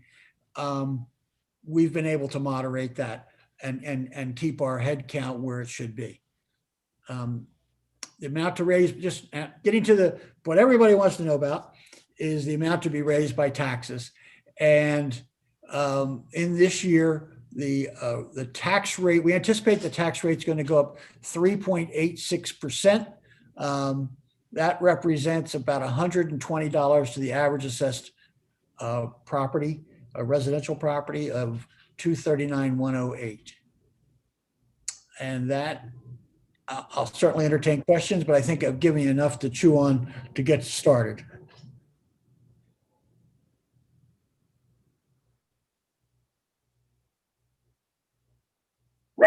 Rose, thank you so much for the information. I think your dog has a lot to say too. I'm going to try to. What was our tax increase in 2020? 2020 was 6.6%. 6.6?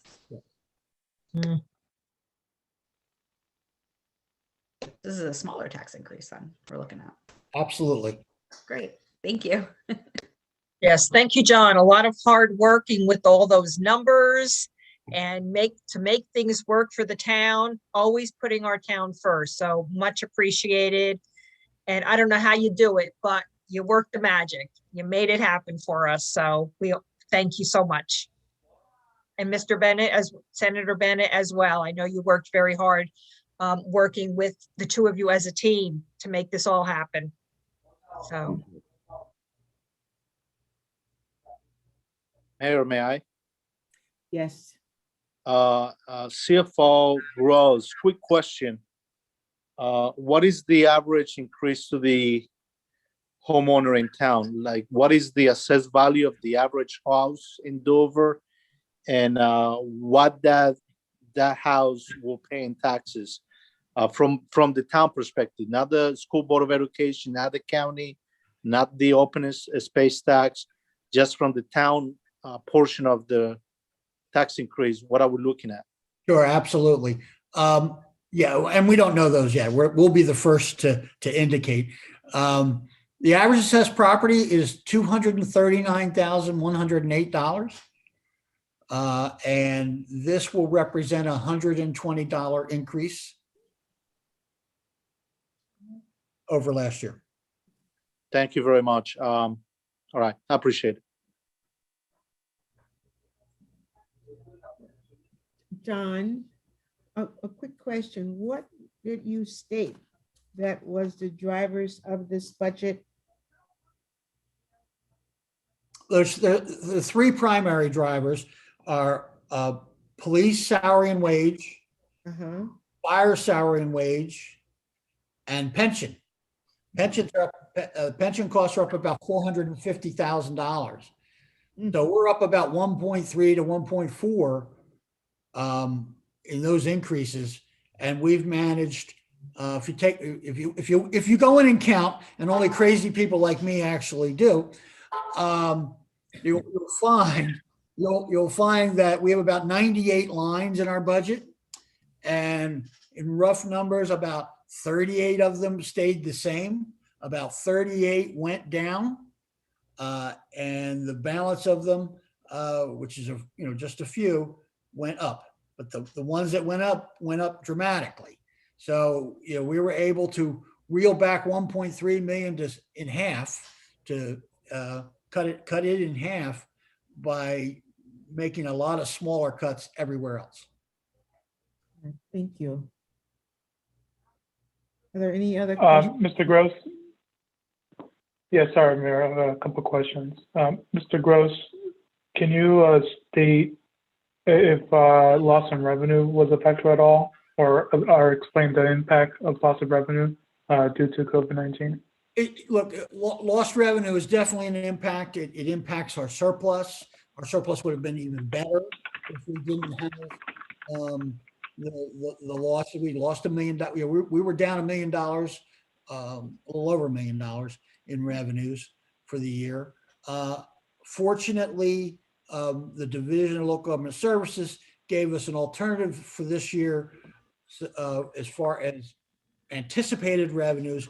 Use a 3-year average where in bonds where we took a hit. So that moderated it a bit. And then we had some overages in some lines so that was helpful to us. So it is certainly, if we repeat next year, we're going to have to look at what our options are and see how we deal with that. But as of this year, we were able to go through that. Now, keep in mind, we did borrow. If you remember, at the end of the year, we did borrow COVID virus bond money, and which we were going to pay back what we didn't use. But instead, we used $1 million or so. We'll have to pay that back over a 5-year period. So that relief isn't free, but it doesn't have to be paid back this year. It has to be paid back starting in 22.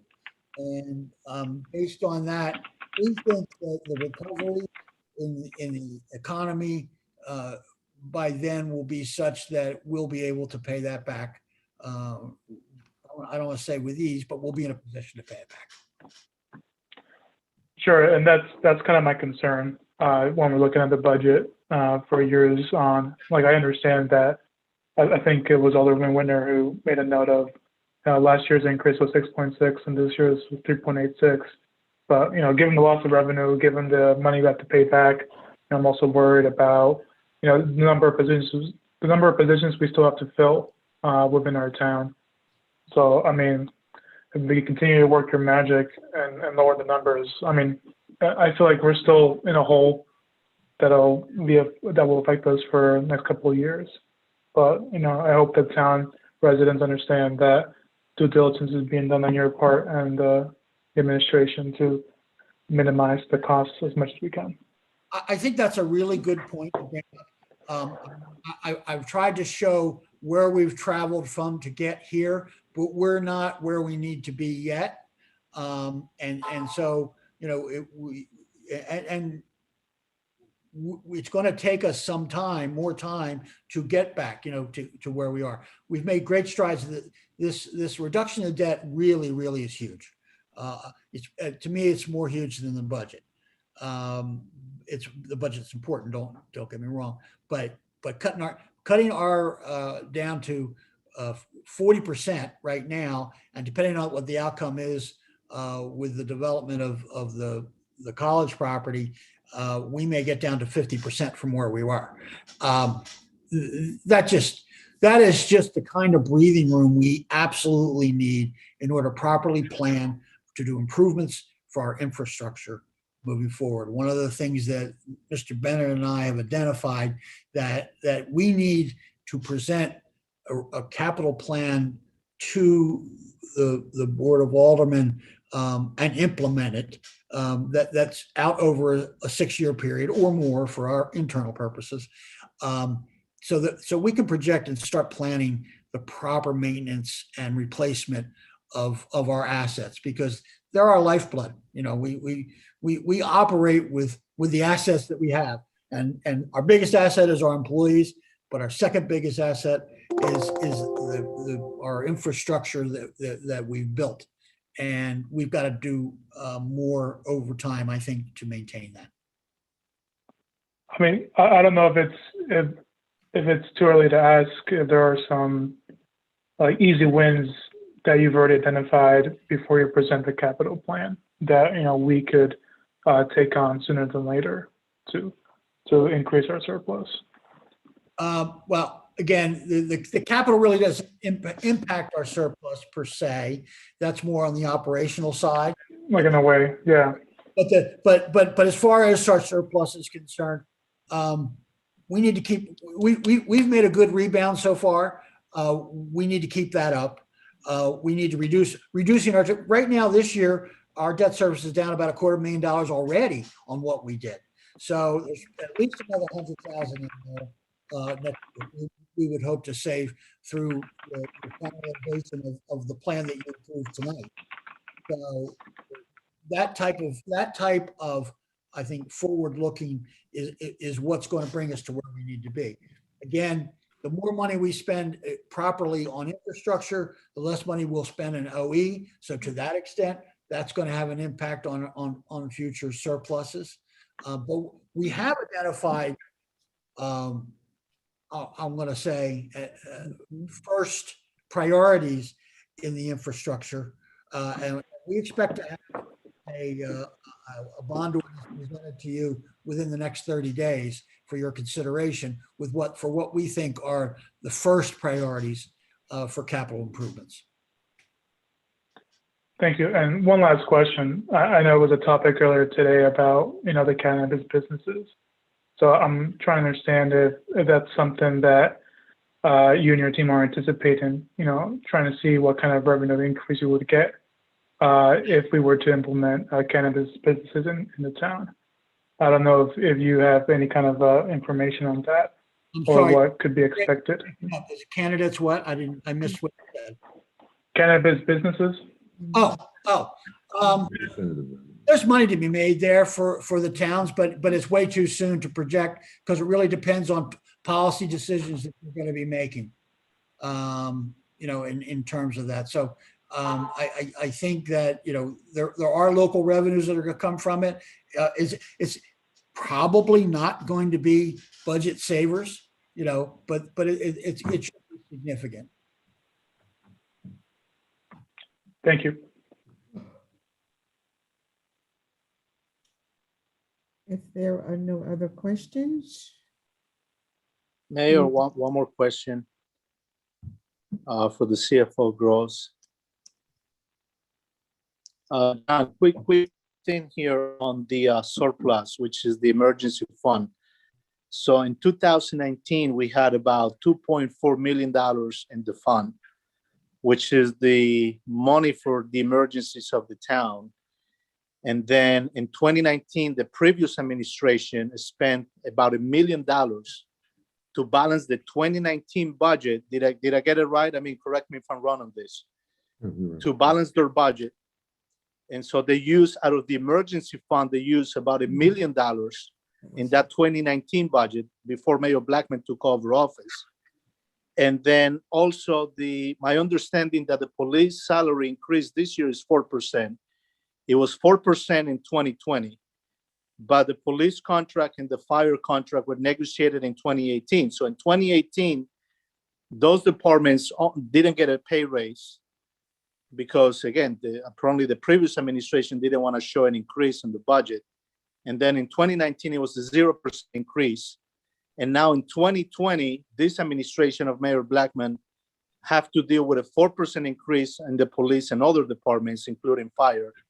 And now in 2021, it's a 4% increase.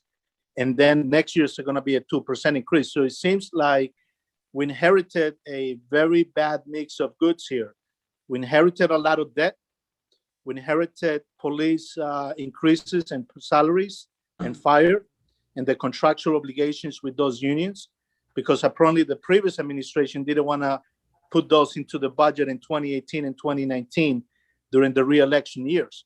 Did I get that right, John, here, or am I wrong in my assessment?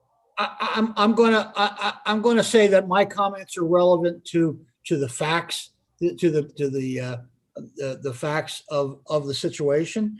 And what you have outlined is consistent with the facts.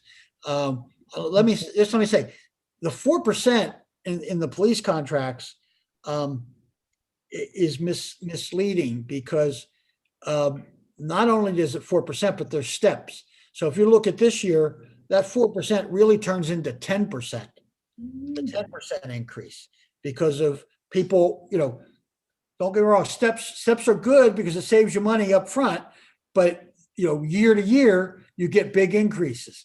And, so not only is the step move 4%, but somebody moves from one step to the other, they get that bump. So our salaries are up 10% this year. And that's a big nut to crack when you're looking at, if to the extent that there is an overall policy in the state to try to keep expenses to 2% a year, and you see a police contract which represents 20% of your overall budget goes up 10%, that's your entire, that's everything. That is your entire increase. For no one else can get any more money. No one else can make more money. You can't have any increases in debt service. You can't have any increases anywhere else and meet the 2% when you have that. The math just doesn't work. So, future negotiations of contracts are going to be critical moving forward. And I can't say anything stronger than that. I mean, we have what we have. These are contracts we're negotiating going back to 2018.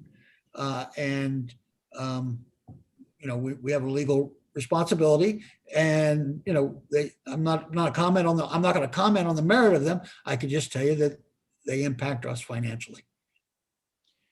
CFO Gross, one more thing here. Now, by paying this debt, this $15 million in debt, so we recover $8 million from the Meridia project, and we're utilizing part of the money of the new town hall, what it was going to be the new town hall at the old Newberry building, to pay debt.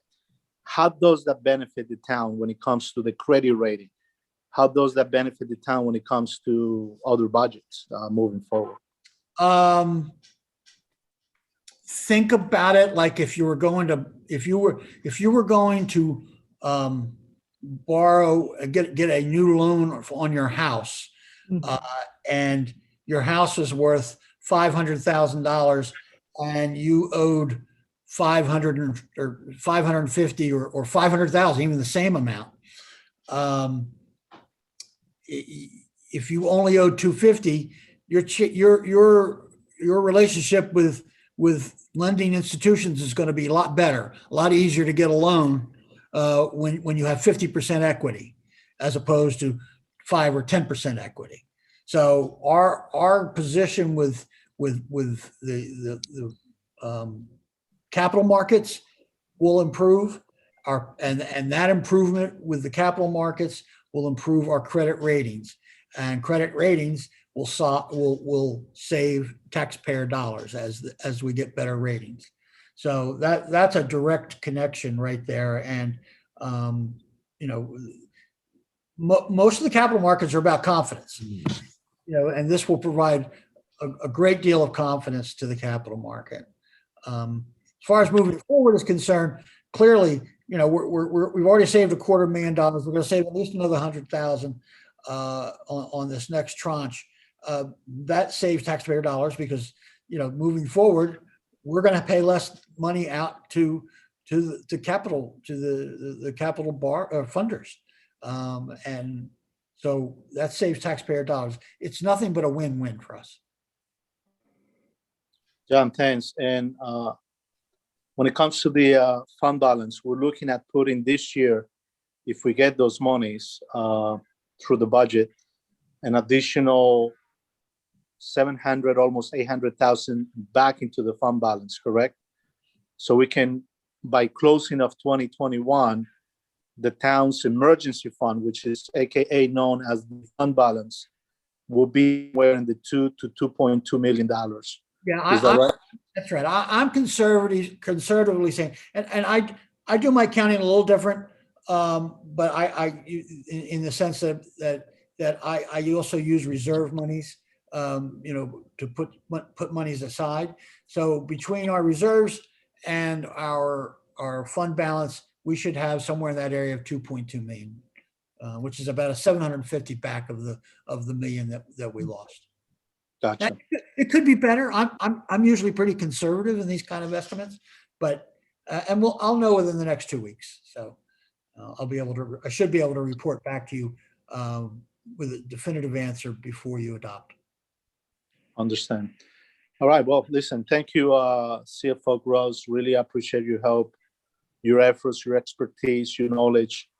And thank you for all your hard work. And also to the mayor and Senator Bennett and my colleagues on the Finance Committee. It's not an easy task, but I believe we're putting this community first again by making sure we're very fiscally responsible, making the expenses and infrastructure, the investments in infrastructure, and spending where is needed, including new police cars and a used fire truck that's going to be able to take us into a few years before we're able to buy the new one based on proper planning. Thank you, sir. Thank you. And if I can just add, I would be remiss if I didn't mention what a tremendous staff we have. Obviously we talked a little bit about some of the new people that have come on, but the people that we have that have stayed with us, and they are incredibly committed to the future of Dover. And it's a real pleasure. It's really a pleasure working with all of you, and particularly on a day-to-day basis with the staff who've been nothing but responsive and helpful. And as we, frankly, I do things differently, and that have worked for me over my career. And I think that they've been they're being well received by the changes amongst the staff. So I appreciate their tolerance of change, and that's all for the betterment of Dover too. Right. It's Alderwoman Rugg. I'd just like to add, I commend you and the team for all your efforts and the community watching. If you take anything away from this town hall meeting this evening, it's where we were in 2018, where we are now in 2021, and where we are going in the future. It's amazing what has been done, and to be proud of the town that we live in and the people that are dedicated to make this all happen for us, the residents of Dover. So thank you. Thank you all for your comments. Thank you, John, and thank you, John, for the efforts and the time that went into this budget. We have been spread out on this table for weeks and months, days and nights, to bring the best budget to the community that we possibly could. With that said and done, if there are no other questions or comments, we would like to introduce our budget tonight for 2021. We will need a motion in a second. I move that motion. Yep. Go ahead. Who was the motion? Cruz. Okay. I'll second it. Motion by Alderwoman Cruz, second by Alderwoman Rugg. On the roll, this is really introduction of the budget and resolution 108, 2021. And sheet, I believe it's PDF page 5, setting the public hearing. On the roll, Alderman Cray. Yes. Alderman Tapia. Yes. Alderman Ballesteros. Yes. Alderwoman Rugg. Yes. Alderwoman Cruz. Yes. Alderman Valencia.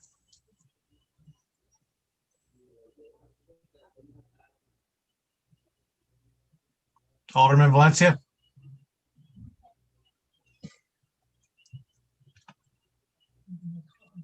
Alderman Quinones. Yes. Alderwoman Whitner. Yes. Mayor Blackman. Yes.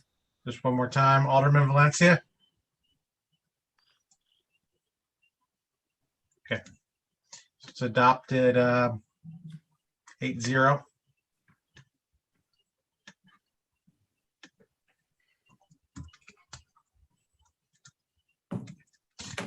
Item on the agenda, administrator's report. Thank you very much. Once again, thank you very much for your support tonight, and I really do appreciate it. In a town where there's so many Johns, I'd be remiss.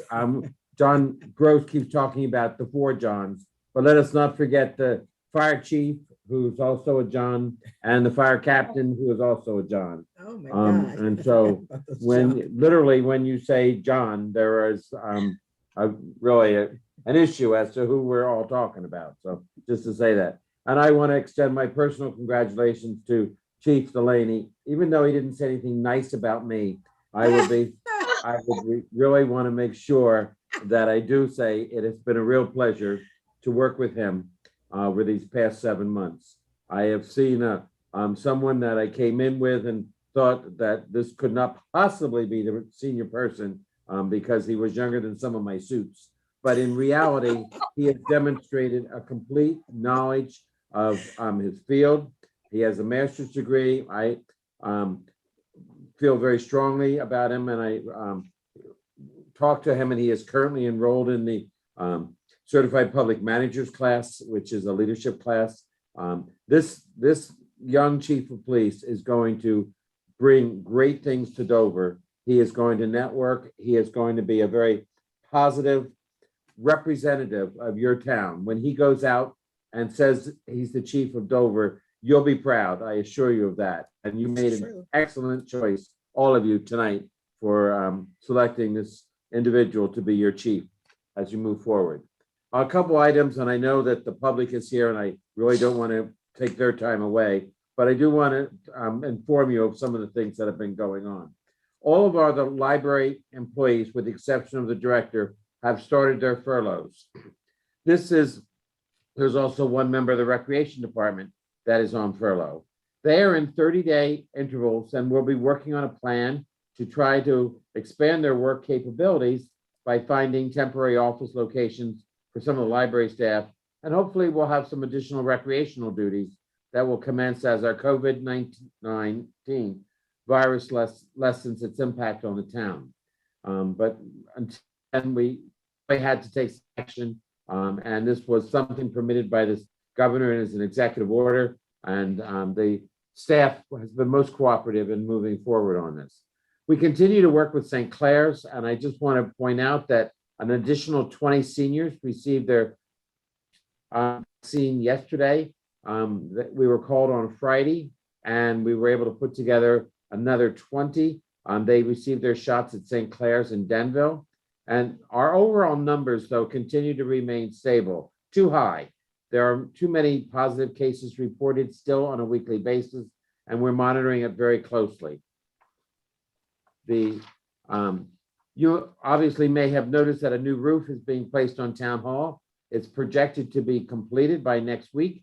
We have the building, we're then going to have the building power washed to improve the outside appearance. And the cupola on top of the building does need some repairs and probably needs to be resided. Please don't make me get into an argument as to whether it should be vinyl or hardy board. I think we'll go by what our recommendations are. Gosh, that was great. Perfect. The cupola, okay. Once the outside has been completed, we'll turn our attention to the repairs necessary inside the building. We couldn't do that while the inside ceilings were leaking, what have you, but it's moving forward. The construction starts next week on the bathrooms at the DPW building. The date is needed as no or significant repairs have been done since that building was constructed. We Love Dover will see the cleanup of the town during the month of April. There'll be bags distributed for the residents, and we're continuing to seek volunteers to assist with the pickup of the debris throughout the town. On the 17th, this Saturday, we'll be doing wards 1 and 4, and on the 24th, wards 2 and 3. We're also having the annual shredding on May 1st, at the DPW Recycling Center. Speaking of the recycling center, we've changed the hours of the center to 8 to 12 on Tuesdays and Thursdays, and 8 to 2 on Saturday. This is a cost-saving move, and it seems to be more than justified by the actual number of residents that have been using the center during the week. So it used to only be open on Saturdays, but we're going to continue the Tuesdays and Thursdays, at least until the residents become adjusted to having it not open as often. Remember, we do continue to have our curbside pickup as the recycling.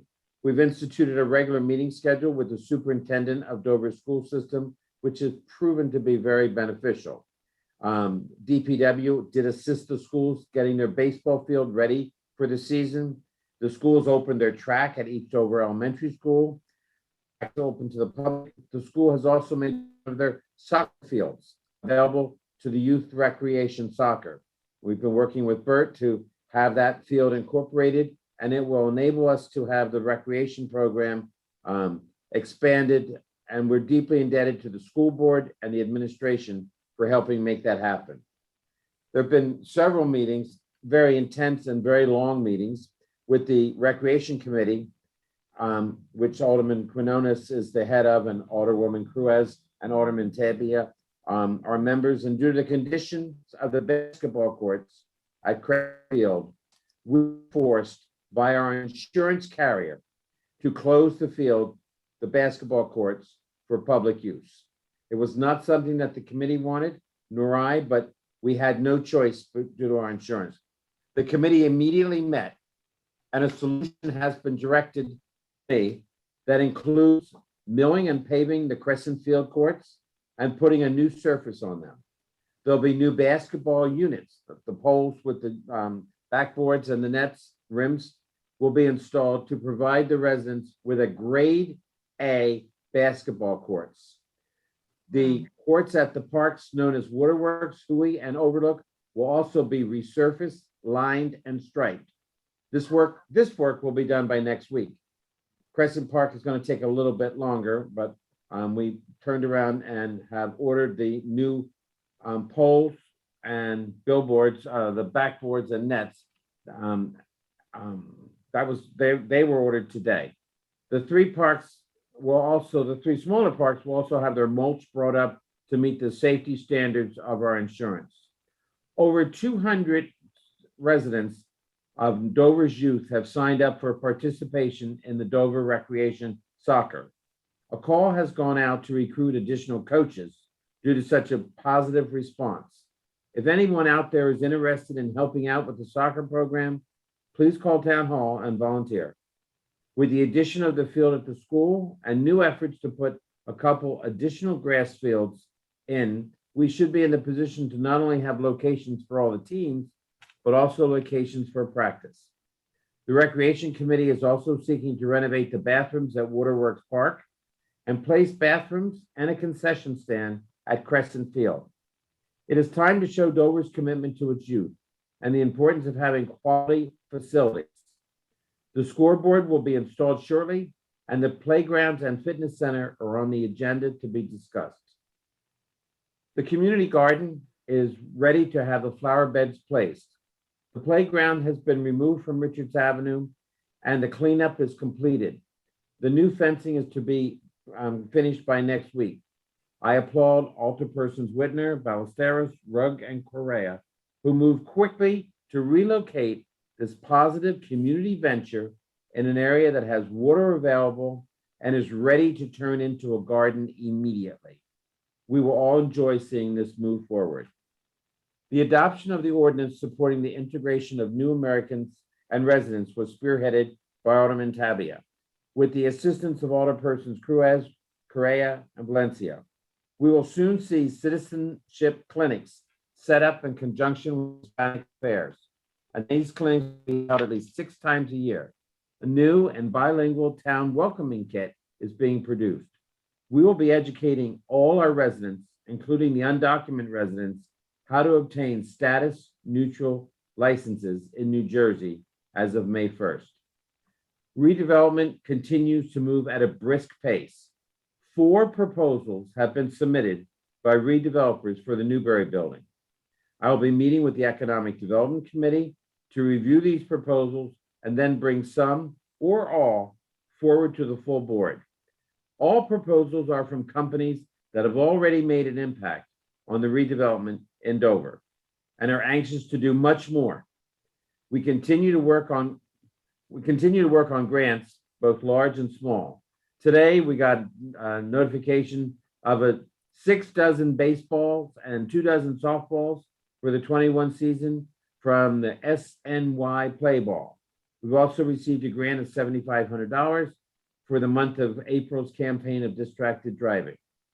We're working with Rutgers, who has put out a call for local artists to contribute artwork to the visitor's guide. We're looking for paintings, drawings, photographs, collages, and anything else that show the people and places in Dover. That is the end of my report. The 300th anniversary is going to be brought up to date by Mayor Blackman. Thank you very much. Thank you, John. One of the things you need to take away from John's report tonight is the Crescent Field basketball court that has been closed. The reason is not because we didn't want people in the field. The reason is safety, and we are being guided by our insurance company. And we are really working to get the park back up and running as soon as possible. On our 300th anniversary, we've had several meetings. We've had a meeting with volunteers from the Volunteer Bank. They brought a lot of ideas and information to the table for us to work with. You're going to be hearing more of this very soon. We're going to start with some advertisement so people can know this is going to be a year-long celebration for the town of Dover, and we want everyone involved. Just a reminder, on this Saturday, you need to be out of bed early, 8:30, in the front of Town Hall with work shoes, work boots, hats, whatever you need to make sure that we start up our townwide spring cleanup. And we're going to be starting in 4th Ward and then going to the 1st Ward. The other item that we're doing is we're working with our churches to get them on board for the 300th anniversary. So there's a lot of things to be done. We need lots of volunteers to make things happen. So please call Town Hall to speak with Evelyn at extension 1112 if that is your pleasure of volunteering or getting your organization involved in the 300th anniversary. That is my final statement, I think, on that. And now we're going to turn it back over to John Smith for public portion, if there are no other questions. Mayor. Yes. There are a couple of resolutions to be introduced from the floor tonight. Okay. Mr. Schmidt, did you get him? I can check my email. Hold on. Is this something that all board members have? Okay. Yeah, I went out to all the board members. It's on your emails. What time was this sent? About 45, somewhere around there. Oh, I see. Exactly 7 o'clock. Okay. It was at 7, yeah.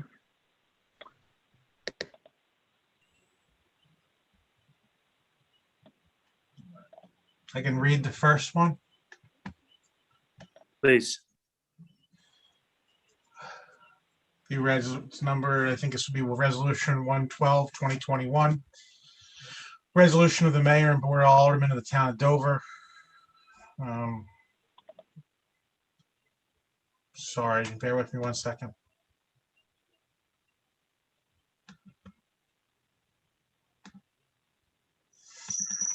Can you share it? Can you screen share it? No, I don't have the Zoom going on the, I have my laptop hooked up to a monitor and I have the Zoom on another monitor. So different computers. Right. Mr. Schmidt, do you have to vote first to be able to introduce it to the floor? Only if the mayor said no, and you would override the decision of the chair. Okay, thank you. Sorry. Resolution, Town of Dover, County of Morris, State of New Jersey, dedicating oh, I'm reading the wrong one. God, I'm sorry.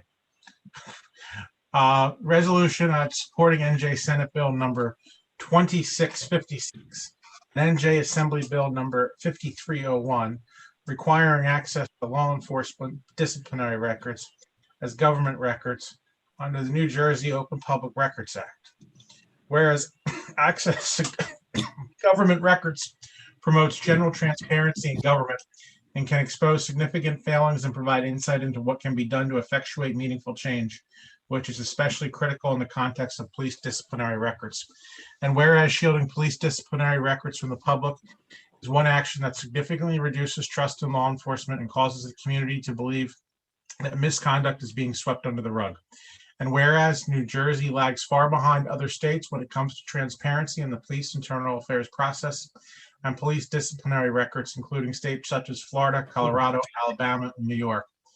And whereas Senate Bill 2656, Assembly Bill number 5301 would make law enforcement disciplinary records accessible as government records under the New Jersey Open Public Records Act. And whereas Senate Bill number 2656, Assembly Bill number 5301, provides that certain information pertaining to the law enforcement officer or the officer's family, the complaint, or the complainant's family, and the witness or the witness's family will be redacted to sufficiently protect those individuals while providing transparency. And whereas Senate Bill number 2656, Assembly Bill 5301, provides that law enforcement disciplinary records include but are not limited to complaints, allegations, and charges, the name of the officer complained of or charged, the transcript of any disciplinary trial or hearing, including any exhibits, the disposition of any proceeding, and the final written opinion or memorandum supporting the disposition and discipline imposed, including the agency's complete factual findings in its analysis of the conduct and appropriate discipline of the covered officer, and internal affairs records, and videos that record incidents that gave rise to complaints, allegations, charges, or internal affairs investigations. Whereas the mayor and board of aldermen wish to urge state lawmakers to adopt legislation that would require access to law enforcement disciplinary records as government records, and that such records be retained for a certain period of time. And now therefore be it resolved by the mayor and board of aldermen of the town of Dover, urges Senator Anthony Bucco Jr., LD 25, to co-sponsor and support New Jersey Senate Bill 2656, and be it further resolved by the mayor and board of aldermen of the town of Dover, urges Assemblywoman R. Dunn and Assemblyman Brian Bergen of Legislative District 25 to co-sponsor and support New Jersey Assembly Bill number 5301. And be it further finally resolved, a certified true copy of this resolution upon its adoption shall be furnished to Senator Anthony Bucco Jr., Assemblywoman R. Dunn, Assemblyman Brian Bergen, and Governor Phil Murphy.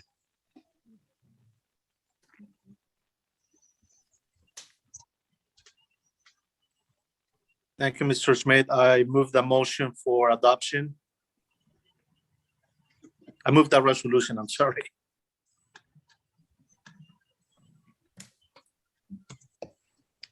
I will second that resolution. Moved by Alderman Correa, second by Alderwoman Whitner. On the roll, Alderman Correa. Yes. Sorry, Mr. Schmidt, may I take it real quick?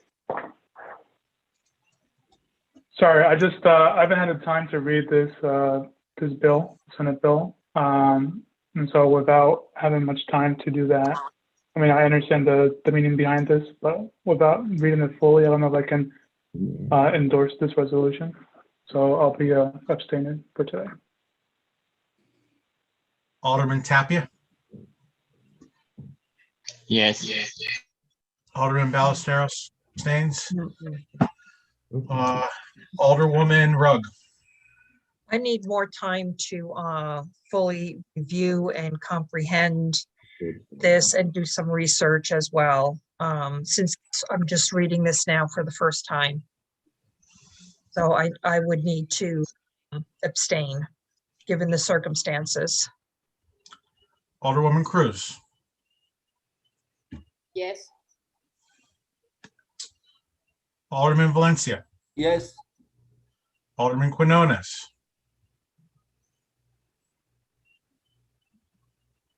you're on mute. I'm going to, well, you know what? I'm going for it. Yes. Alderwoman Whitner, I'm going to abstain as well. Mayor Blackman. Going to abstain on this one now. Okay, so that's 5 yeses, 0 nos, 4 abstentions. The abstentions are Ballesteros, Rugg, Whitner, and Blackman.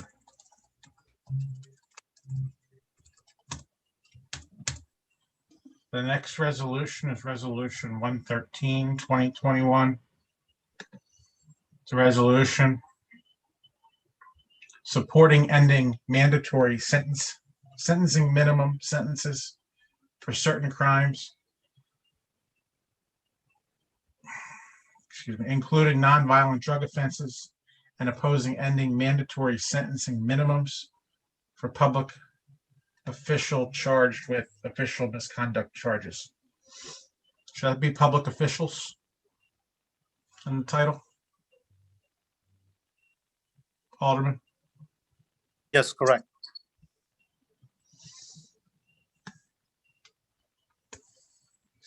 Whereas on February 11, 2018, Governor Murphy convened and reconstituted the Criminal Sentencing and Disposition Commission created by the legislature to examine racial and ethnic disparities in the state's criminal justice system. And whereas New Jersey has the nation's worst disparity in the rates of incarceration between Black and white offenders, and whereas in 2009, the New Jersey legislature established the 13-member commission, and during Governor Christie's administration, members were never appointed and the commission failed to meet. And whereas according to the Washington, D.C.-based sentencing project, New Jersey puts Black residents behind bars at 12 times the rate of white residents. And whereas African Americans make up less than 15% of New Jersey's population, but more than 60% of the state's prison population.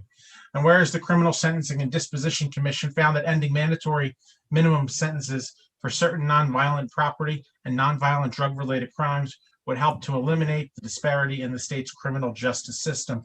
And whereas mass incarceration is the civil rights and social justice issue of our time and shall be ended.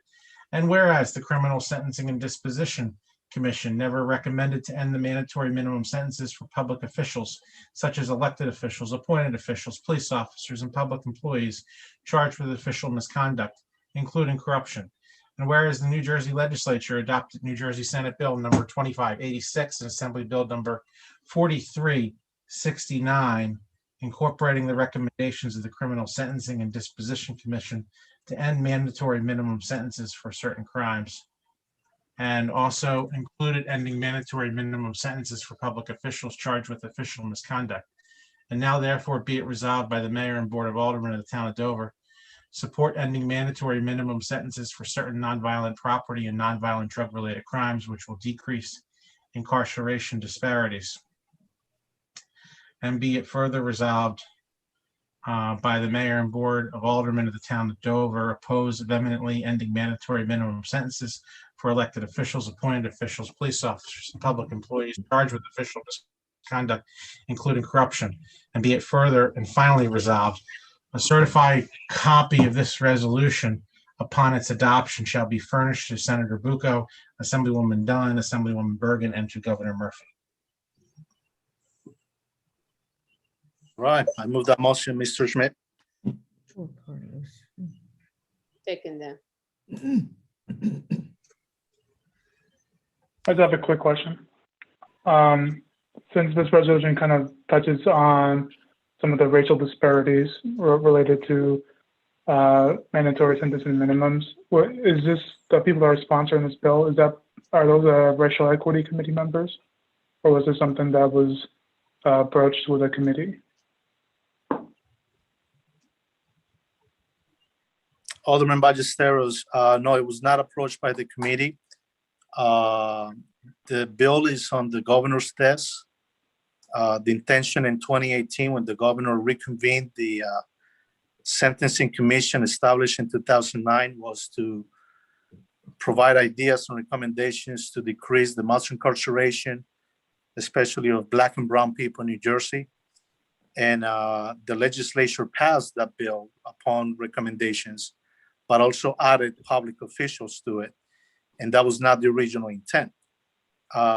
So the governor is about to sign the bill or veto the bill. And out of this board, we're recommending that he supports mandatory minimums for nonviolent drug offenses and certain crimes, but does not include and veto the ending the mandatory sentencing to for people charged, public officials, elected, appointed, police or public employees charged with official misconduct in the state of New Jersey. So we're supporting the governor on ending racial disparities when it comes to sentencing people, but we're asking him to veto the part where elected officials does not have to do a mandatory minimum. So there's no, I guess, bill in place that we're sponsoring or supporting, but I mean, I think I get the gist of it. It's just that we are supporting and then those minimum sentences and and we're just asking the government to keep that in consideration for whatever bill does come up. Yeah, the bills were passed by the legislature, both the Assembly and the Senate. But in the process of Yeah, I approving remember. the bills, they included official misconduct. And I believe when elected officials, appointed public employees of any kind, were trusted sacredly to do the best to our community. And if people are charged of corruption or any official misconduct on the Title 2C of the state of New Jersey, there should be at least minimum sentencing that people should be scared of, in this case, public officials. And it should not be to the discretion of a judge. Okay, thank you for the clarity. Pleasure, Alderman. Mayor, is it okay to move forward?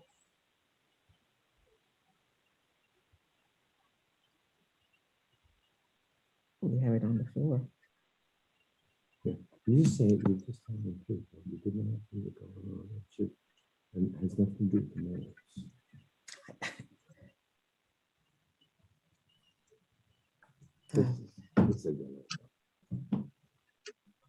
John, go with it. You see. John, Yes. you can go ahead with it. Put it in these awkward spots. Is there a motion? Yeah, I made the motion, Mr. Clerk, and it was seconded by Alderwoman Cruz. On the roll, Alderman Craig, Yes. Alderman Tapia, Yes. Alderman Ballesteros, Yes. Alderwoman Rugg, I need to abstain due to the same reason I gave before for the previous one. Again, my first time reading something, and I do not make rash decisions. I need to research, read it again, and come to a conclusion, but I cannot do that faithfully at this point in time. So I abstain. Alderwoman Cruz, Yes. Alderman Valencia, Yes. Alderman Quinones, Yes. Alderwoman Whitner, Yes. Mayor Blackman. Yes. 8-0 to 1.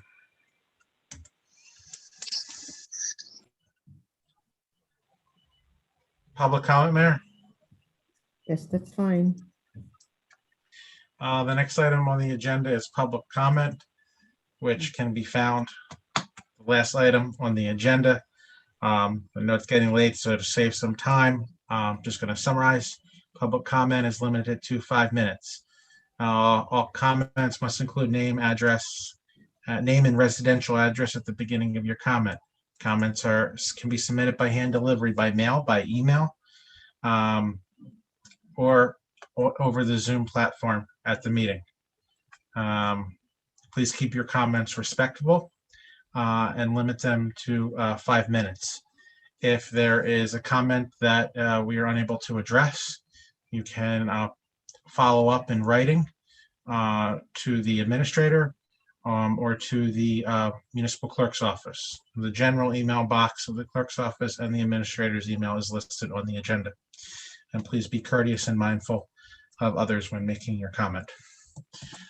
With that, I would ask anyone wishing to comment to raise their hand on the Zoom feature, either on your phone or telephonic device. Additionally, we did not receive any public comment submitted by hand delivery, by mail, or by email. The first comment I see is Jeff King. Mr. King, would you state your name and address? Good evening. My name is Jeffrey King. I'm at 24 Elizabeth Parkway in Eatontown. Thank you very much for allowing me to speak and to be seen and heard. I appreciate it very much. It was a pleasure to attend your meeting. I appreciate the resolutions that you passed, the resolution condemning anti-Asian hate. Absolutely agree with. 2656 is something I've been urging my borough council to pass and other councils that I have visited, because I think it's altogether fitting and proper, and it's to the benefit of the police and the citizens. Everyone wins with that reform. Thank you. The final resolution was also really good. I agree with that too. So I like the progressive nature of your community. I attended because I wanted to hear about Ordinance Number 6, and I want to thank the two that voted not to go forward with the ban, and the ones that abstained. Wish you voted no. The yeses, I will take you at your word for the comments you made, as far as you are interested in seeing this potential of this in your community. I think that the ban was unnecessary. At this point in time, you still have until almost the end of August to do a ban. And you saw how quickly you did it at the drop of a dime. It wasn't very hard to do the ban. You could have waited until midsummer and done more homework and research and stayed true to your word of wanting to learn more and make a good decision, instead of making this sort of knee-jerk reaction. And the Cannabis Regulatory Commission just met yesterday, and they're committed to doing this right. And they asked municipalities to give them a chance, and you didn't. So I don't know really what to say as far as convincing you to change your mind, or I mean, I don't think you really made up your mind against it, but you took the action anyway, and I'm sorry about that. I'm disappointed, but I will take you at your word and be looking forward to hearing more about how you plan on getting a quality opportunity for your community. You've already scared off some potential entrepreneurs and investors. Maybe some local people that want micro licenses are now going to look to other towns. So who knows what you'll be left with, some kind of corporate cannabagger operation, or maybe nobody will be interested and you'll miss out on an opportunity. Right now, the underground market is serving your community, people on the street who are offering PCP or cocaine or whatever they want and not asking for any ID. So you want to take the reins and control the whole operation, as you do with alcohol and pharmaceuticals. So thank you, though, for keeping an open mind. I appreciate this. It was a good discussion, and I didn't hear any reefer madness. I didn't hear insulting rhetoric and untrue statements. So I have faith that you're going to continue to work on this and evolve, and maybe in the future, if not now, a generation or two later when we're deceased, you'll be on the right track. But I appreciate the opportunity to speak. And as far as the Johns, I'm from Eatontown. I remember Senator Bennett and I remember Governor Bennett. I think you're lucky to have such an administrator with such credentials. So thank you very much. Good evening. Thank you, Jeff. Thank you for your comments, Jeff.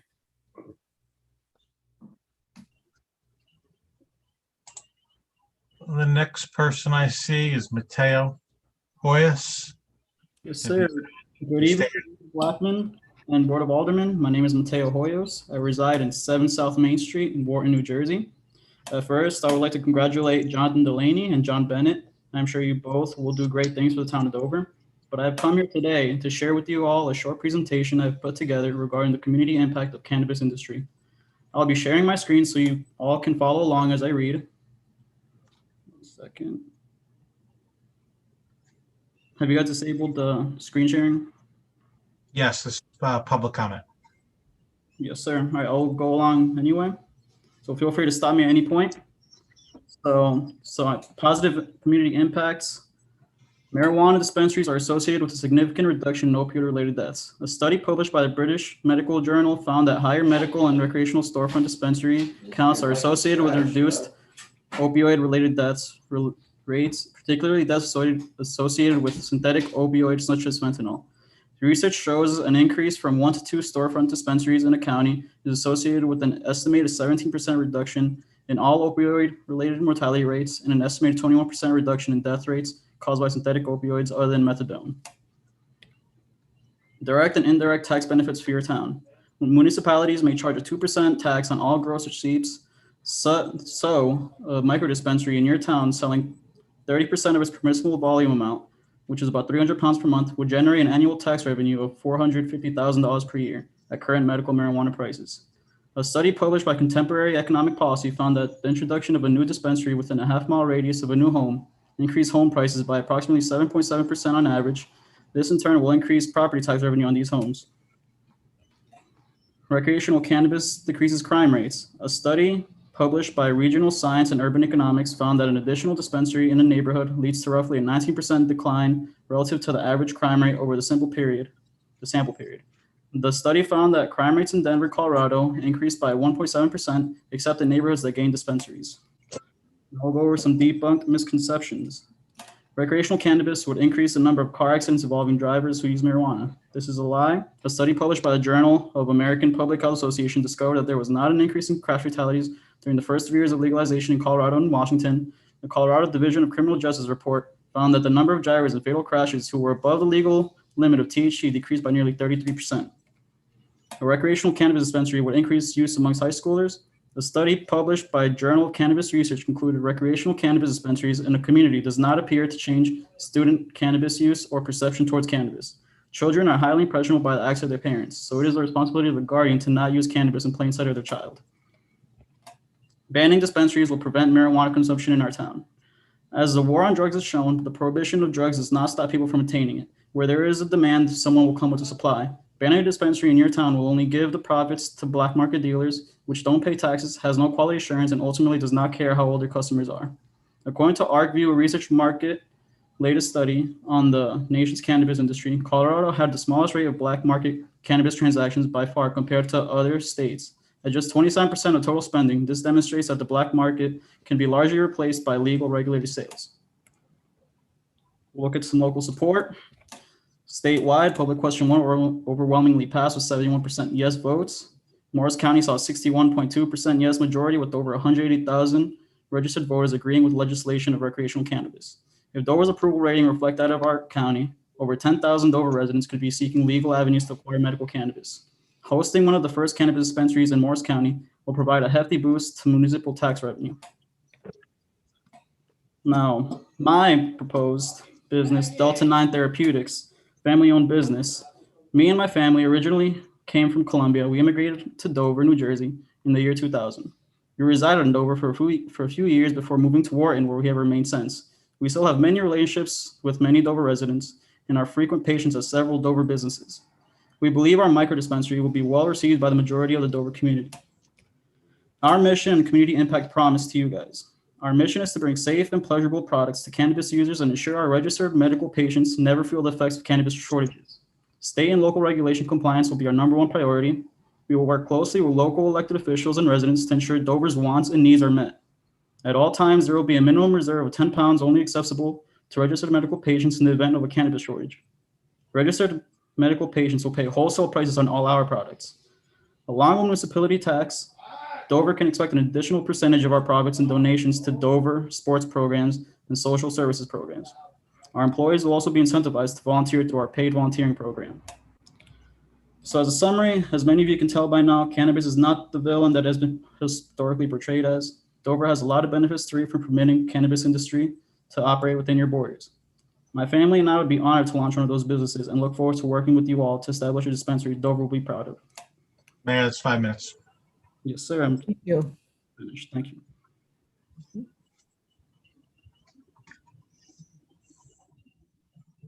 Mr. Hoyos, would you be so kind as to share that presentation with us via email if possible? Yes, please. I can get your email down. Sure. Mr. Bennett, would it be okay to send it to Mr. Schmidt to send to the whole board since we couldn't see it? To send which? The presentation. And if you want to send it to the email to Dover, the Dover clerk email on the agenda, doverclerk@dover.nj.us. Yes, sir. I'll distribute a copy to each member of the board of Aldermen. Absolutely. Thank you very much. Thank you for your open-mindedness. And I Thank you. appreciate having this time to talk. Absolutely. Okay. The next hand I have is Jake Efros. You can state Yes. your name. Hi there. My name is Jake Efros. I'm at 322 Webster Avenue in Jersey City, New Jersey. Apologize for speaking earlier when it wasn't the correct public comment time. I misunderstood. Appreciate the opportunity to speak right now. Also would like to echo the sentiments of previous speakers in the opposition to the prohibition on marijuana, on cannabis in the geographical boundaries of Dover. I'm here on behalf of the North New Jersey Democratic Socialists of America, a group that has actually done a significant amount of organizing and work around the successful vote to legalize marijuana in New Jersey. A lot of activism and organizing went into getting folks to vote yes on proposition. And all of that activism and organizing was based on, the years and years and years of fact-finding and research around understanding exactly what it is that the legalization of marijuana and cannabis at the recreational level actually accomplishes. And the statistics, particularly that Mateo brought up, but I couldn't bring up any better information than that. I think that should serve you all well as a basis of information to move forward. I will just say this, almost 2/3 of Morris County voted yes to legalize marijuana. 2/3 of the the vote on that proposition. And I think it would be a disservice to the Dover community to continually delay what has already been such a delayed and drawn out process of making this happen and manifesting it. So it would be an incredibly great opportunity to do the research while these businesses are starting to get off the ground, and with the knowledge that, again, as the statistics before me pointed out, that this is safe, this is necessary, and a requisite to advance the social equity agenda that it does seem this board is interested in advancing, because as we know that the legalization of recreational cannabis and marijuana in our state is not just about the economic interest, which is certainly an interest for Dover, right? Getting that tax revenue, but also making sure that we achieve social equity in all municipalities across North Jersey.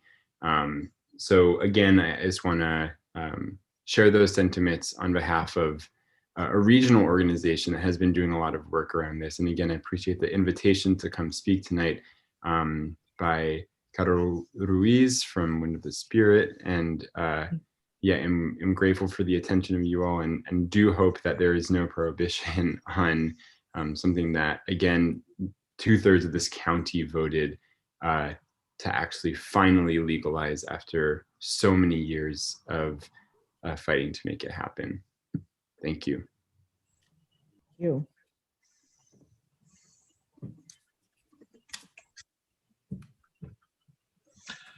All right.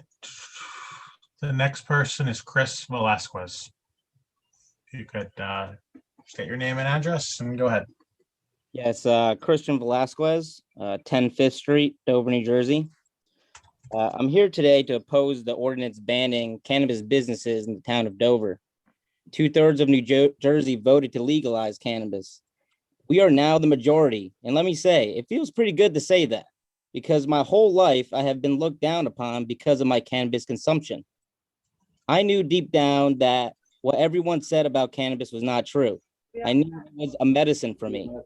I have been battling most of my life against this stigma, whether it was in the courtroom or with my own family, rehab and probation, to becoming a legal patient and fighting for cannabis patient rights. In everyone else's eyes, it was just as dangerous as heroin, because that's what the prohibition of cannabis made everyone believe for the last 100 years. I have been consuming cannabis for more than a decade, and the worst thing that has ever happened to me has been because of the prohibition of cannabis. Prohibition almost ruined my life, but thankfully, cannabis has kept me grounded through it all. I almost did not graduate because of the prohibition of cannabis. It caused a poor relationship with my parents. I had to pay a lot of fines, but I did work hard and get my diploma. I couldn't afford college because I had all those fines, so I took a chance and entered in the Lincoln Tech scholarship contest. I won a scholarship for an electrical service technician program. I completed Lincoln Tech, but I was still stuck. No one wanted to hire someone with a record for cannabis. I would get through the interviews, they would go great. I would be excited until they ran that background check. Sorry, you got a record, we can't hire you. A lot of people have struggled with this problem. A lot of people here in Dover. Having cannabis businesses in Dover will create many jobs and opportunities for those that have been set back in life because of the prohibition of cannabis. I believe Dover should welcome and embrace resident and minority-owned micro cannabis businesses that care about the community and set the standard for Morris County. That's why I want to see in Dover. It would be definitely, that's what I want to see in Dover. It would definitely help the community more than all the liquor stores and bars that we currently have. Currently, there is nowhere in Morris County to purchase medical cannabis. I have to travel an hour both ways to go to a dispensary. We need more access, and I believe this can be a major opportunity for Dover. I want to point out that the only difference between recreational and medical is the tax. The medicine is the same. And now that it's legal for everyone 21 and up, it can now be used as preventative medicine or over-the-counter medicine like Advil. The cannabis community is tired of hiding in the weed closet. We care about our town too, and we want to have safe, affordable access to cannabis in Dover. We want to educate the public about the benefits of cannabis and how to use cannabis safely. I see that there's an I Love Dover cleanup this weekend, and I'm a part of a Sativa Cross nonprofit, and we fight for cannabis patient rights. And we would love to volunteer for a couple of patients and cannabis supporters in this cleanup to clean up Dover. So we will be excited to join your efforts this weekend, Mayor. Again, I wish for you to not pass this ban on cannabis in Dover. The people want to access cannabis, and we don't want any more delays. Thank you. Thank you, Chris. We'll see you Saturday morning with your team. The next person is Marina. That's not right. can state your name and address. Yes, it's Marina, like where you dock a boat. Last name Rebmann. I live in Sayreville. Can you repeat that? I'm sorry, I'm really nervous. Marina, like where you dock a boat. Marina. Last name Rebmann, Reb as in boy, Mann. I live in Sayreville, New Jersey. I'd like to discuss my journey. What was your address? I didn't catch it. Sayreville, New Jersey. What was the address? Sayreville. Oh, you need the exact 3 Borough Square. Thank you. My journey with medical cannabis started 3.5 years ago. When I was little, I was born with a birth defect, and I had to have lots of surgeries on my leg. And back then, they did things totally different. Your parents weren't allowed to stay over, and you had to be a big girl. I was told this at 1, 2, and 3, 4 years old. And it was scary being there in a big hospital, New York City, all by yourself. And yes, at night times they would tie you in so you wouldn't escape. I don't know what, but that also made my anxiety worse. When I had to have surgery, they would wheel me in there. My parents weren't there. I was told to be a big girl. You had these masks on, these things on, and everyone was like, oh, you'll be fine. And I woke up and I wasn't fine. I was out of my mind with drugs. And then in 2017, unfortunately, I was diagnosed with stage 4 cancer. I lost 50 pounds in 3 weeks. And it was horrible. And it took me over a month for me to get my medical cannabis card. And once I started taking my medicine, my medical cannabis, everything was a lot better. I stopped vomiting. I was able to live. I was able to have fun. My anxiety is so bad right now that sometimes when I see my doctors, they say, please smoke. Has anyone had a doctor tell you, please smoke medical cannabis before you see me? My blood pressure sometimes goes up to 199 because of my anxiety, because of what happened to me in the past. I'm also part of Sativa Cross. My dispensary is over an hour, is 30 minutes away, one way.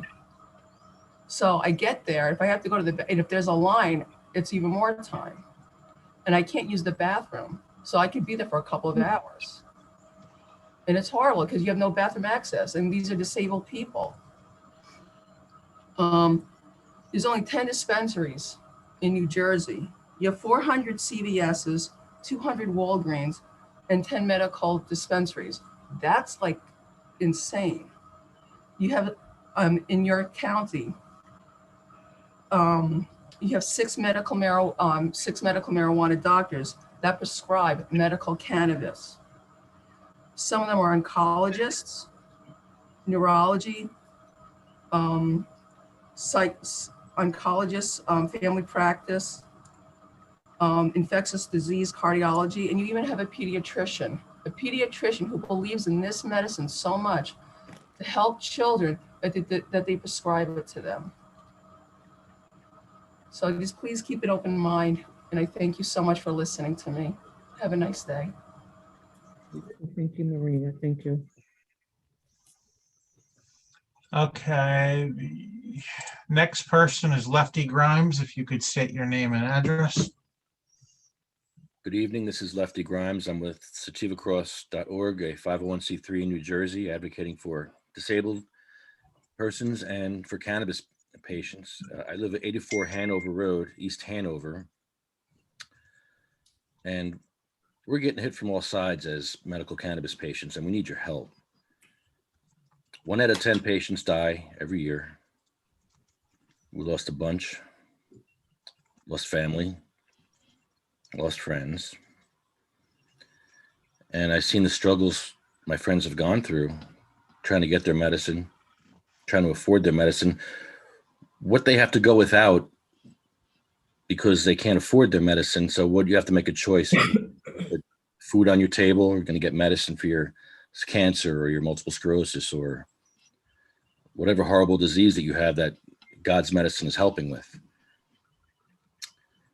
We don't ban pharmacies that are selling synthetic marijuana, But all the pharmacies sell Marinol and Dronabinol. That's synthetic marijuana. That's what man made. What man took God's medicine and man made it into something that's poison. We don't want that anyway.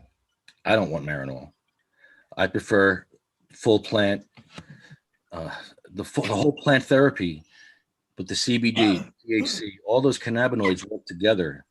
The terpenes work together. If you have diabetes, there's a certain strain that you can use for diabetes. It's got THCV in it, furadamine. And these are things that have just been discovered because there was no research all these years. So we're so far behind on research. The only people that are really doing good research right now is Israel. They're way far ahead. And we need to get to that point where the patients can get their medicine tested because, like I said, we're getting hit from all sides. We're getting moldy medicine from corporate cannabis. We don't want corporate cannabis. I want mom and pop cannabis. I want hand trimmed craft cannabis. I don't want Walmart weed. I'm a patient. I have standards that I've set for myself for my medicine, and I'm not going backwards. I want to go forwards and have clean, tested medicine, regulated that's I know it's safe. Right now, the black market that's serving your town is who knows what's in that? Are they going to sell cocaine with that? They're not going to ID anybody, so anybody can go get black market cannabis. I think you just need to consider the sick and the dying when you make any decision. People in wheelchairs, think about how it would be to live in a wheelchair. Spend a day in a wheelchair and see what it's like. I do a lot of activism with my church, with in general. We've gotten cannabis back for patients that have lost their cannabis. Law enforcement, is that my timer? We've gotten back a quarter pound of cannabis for one guy. We got back pens and bongs for others. We podcast from the State House for 7 years. We've been outside the State House podcasting on the lawn, trying to talk to our legislators. And it's been successful. We had 3 of our vets go and testify to get PTSD as a covered condition for cannabis. And, it's like every step we have to make and fight. But consider yourself in a wheelchair where a step is a wall. It's tough. And you can't get a ride. That ride's going to cost you money. People say, oh, you can get cannabis delivered. Maybe from the black market, but so far Jake's Law has not kicked in yet, and that's another fee. So we're paying for a tax. We're paying for overpriced medicine. They're not trying to tax the insulin. Can you imagine if they taxed insulin? What the outrage would be, or any of the drugs that anybody takes? That's a bad trend to start taxing medicine, and it's bad enough we have a wheelchair tax and a cancer tax. I would fight against that. If you do legalize both, and if you legalize dispensaries in your town, both. Please don't tax medical, just tax recreational. Medical patients can't be overtaxed. We're already overtaxed. So please help us patients and help us get home grow. Please help us. That's all we're asking. We need help. Thank you. They shall grow not old as we that are left grow old. Age shall not weary them, nor the years condemn. At the going down of the sun and in the morning, we will remember them. Thank you. Thank you very much.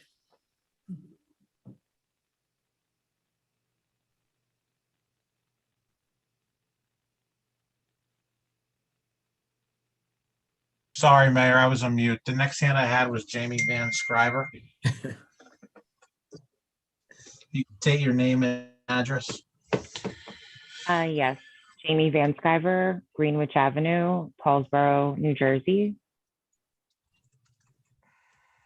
Sorry, can you repeat the address for me? 427 Greenwich Avenue, Paulsboro, New Jersey. Thank you. I also am with Sativa Cross, also a cannabis patient. I'm not really understanding why we're not recognizing the difference between medical and recreational. We're at a point of time that recreational is legal right now, and we're still stigmatizing people's natural medical choices, and I don't understand it. I personally have immune illness, systemic lupus. My immune system attacks my soft tissue, organs, muscles, tendons, ligaments, skin, pretty much everything that's not bone. I was having to get infusions.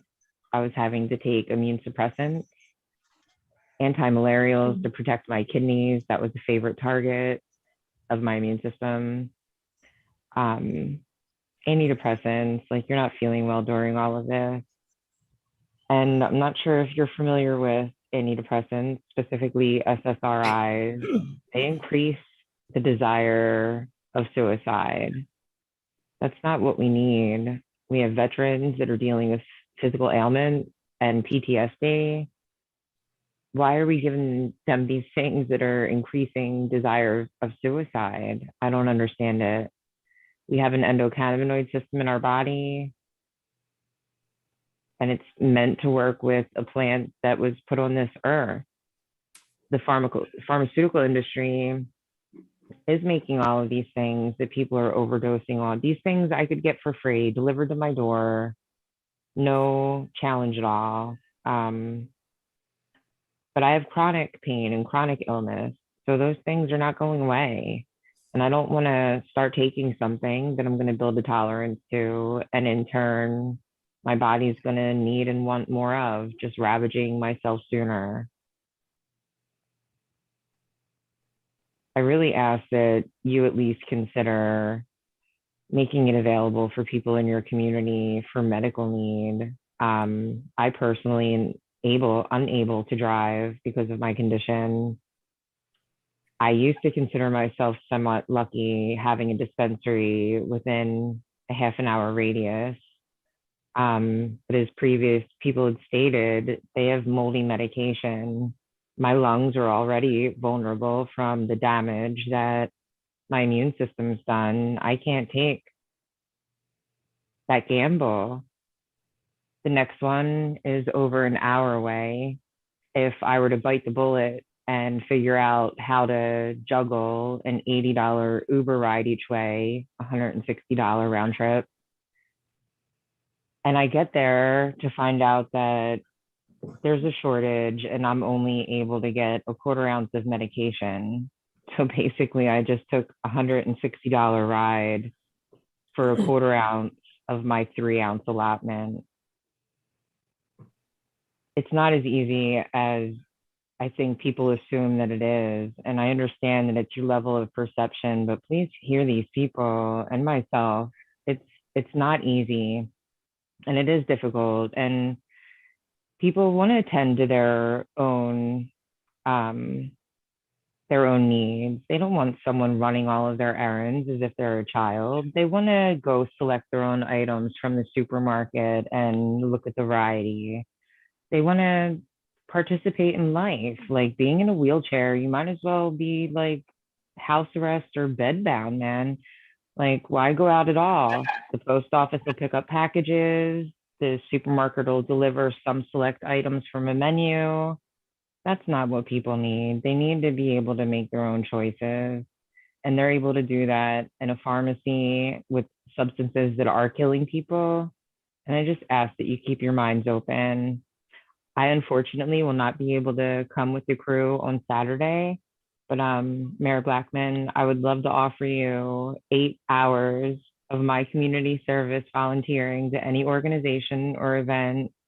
And all that I would ask would be 8 minutes of being able to speak with you. And you could tell me what you want to know about, what you would like to know about, who you would like to get in touch with, if there's a dispensary that you would like to visit. We would love to help you with as much information as possible to make sure that everyone is making a very informed decision for the community, especially when people that are suffering are involved. I really appreciate your time. Thank you. Jamie, thank you for that information, and our clerk has your information. Thank you. The next person is Carol Reese. Carol, if you can state your name and address, and go ahead. Carol Ruiz, 86 South Morris Street, Dover, New Jersey. This is one of my favorite meetings that I've ever been to of the Dover Board of Aldermen. I am here in my personal capacity. I do not speak for any of the organizations or boards, which I have the privilege of serving. I have several things and I know a short time, so I'll start with the first. I had asked Jake to come on and share some thoughts because I thought I would not be able to be at this meeting today. Dover lost one of our longtime residents, Rafael Quiñones Sr., and he's survived by his wife, Marisela, who is a musician at the Holy Rosary Catholic Church in our community, and his three sons, Kenny, Rafael, and Jose, who we all know as Little J, and who many of you know, certainly our first responders know. He had an accident and had his leg badly injured in the Crescent Field area. So I was at that wake today, and again, remembering how fragile life is, how loving and tight our community is. So I share that just for any of you who had the pleasure of listening to Mr. Quiñones singing down Prospect Street or playing his congas at any time of day or night, which brought me certainly lots of joy, or walking his dogs down Prospect Street and toward Crescent Field. Please send his family love. Thinking about that the importance of life, I want to thank the speakers from Sativa Cross today and from the DSA or SDA. I always get the Democratic Socialist Association letters mixed up, but Jamie and Jeff and Jake and Lefty and Marina, and I think I might have missed one, but such moving testimony, and thank you so much for sharing your private life. You shouldn't have to bare your soul and your wounds in order for the rest of us to listen. So I do echo their calls to help us open our minds and our hearts and let go of some of our prejudice against cannabis.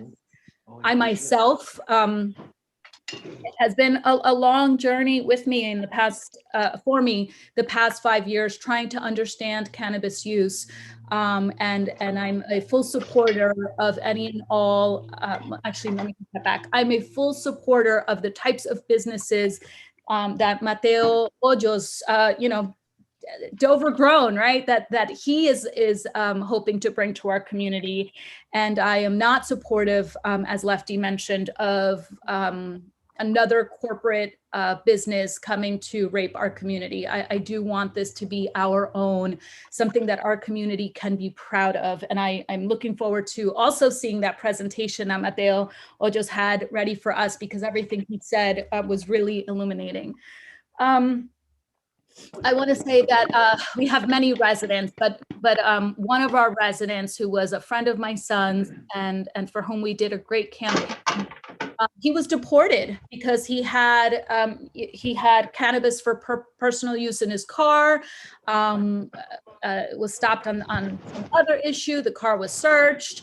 He had a fine and ended up deported. Had been in the United States since he was 4 years old and is now living in Uruguay because of cannabis. You know, we were just I think about a year too late in decriminalizing cannabis, and he was deported. We've lost way too many of our community members to incarceration and deportation because of that stigma. And I'm glad that it's over on the state level, thanks to the work of these activists. And we really got to work on educating ourselves and our community.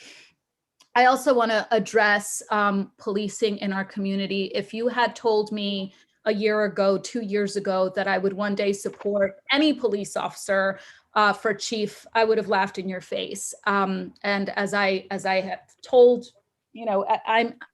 when I advocate for something, I'm advocating for the people and for what's better, or for what I think is best, or for our community, not for a particular person.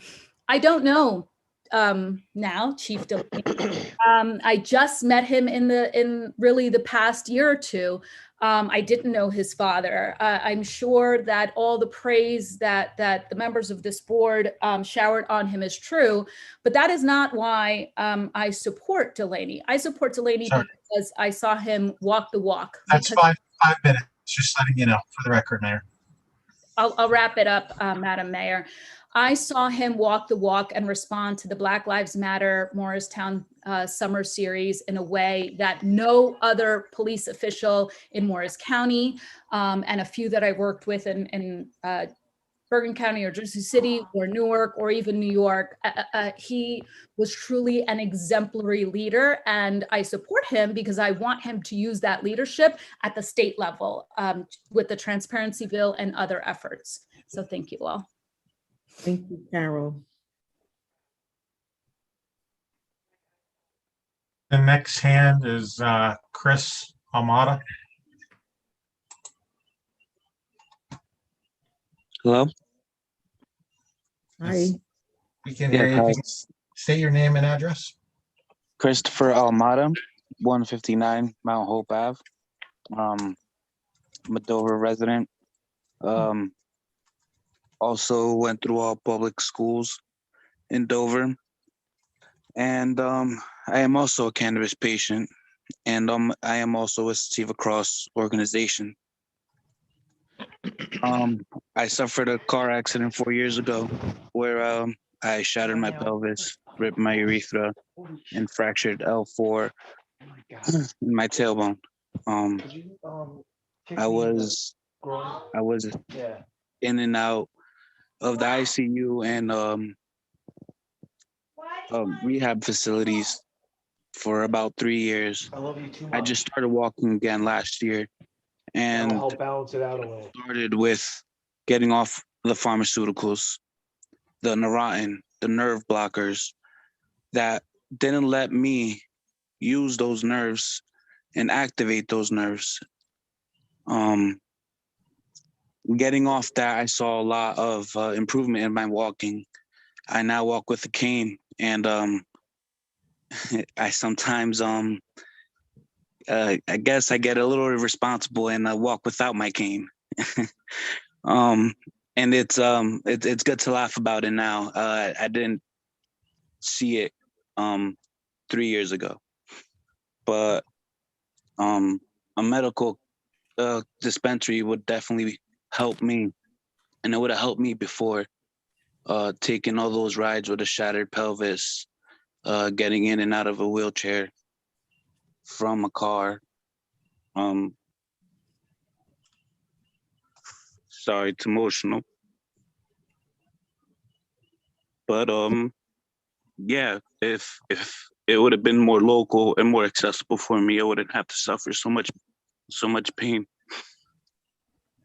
So thank you. Thank you very much. And Mayor, I have one final hand, last hand on here.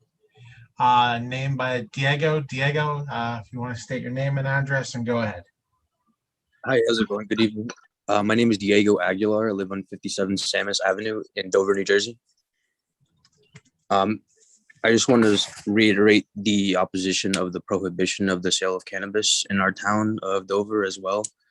I've personally dealt with the stigma of marijuana for 9 years. I've been a conflicted cannabis user because I've had tremendous benefit to my overall mental health, and I believe it's not an overstatement to say that it's helped save my life. But I was also treated as a criminal and have been forced to go to outpatient rehab services for being caught smelling like marijuana at the Dover High School, not ever having any on my person. The people at the outpatient services treated our quote unquote treatment as a joke, and they knew that we were there for something minuscule and not at all as dangerous as things such as alcohol or other Schedule I substances. This comes from years of misinformation and has led to an insane amount of injustice for people all across New Jersey. I've personally paid thousands of dollars in fines all across New Jersey. But I would much rather have seen that money go to our own community, not just from people in our town, but people all across Morris County and New Jersey, especially if we would be one of the first businesses, or one of the first towns rather, to have cannabis business be allowed. Considering the comparison of alcohol and cannabis, it's fairly obvious which one is clearly safer and which one has a much higher potential for abuse. And we have over 10 different bars and liquor stores with licenses to sell alcohol freely all across Dover.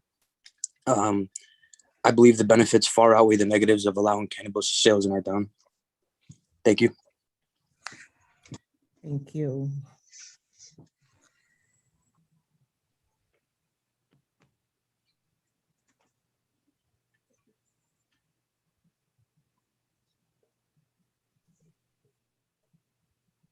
Mayor, that's all the hands I have.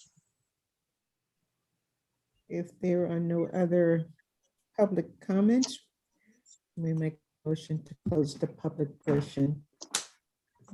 Mayor, real quickly, I don't know. I'm so sorry. I don't know if we had a chance to congratulate Wojer on his promotion to sergeant. I think he's off the call now, but I just wanted to take a moment to congratulate him. Oh, okay, thank you.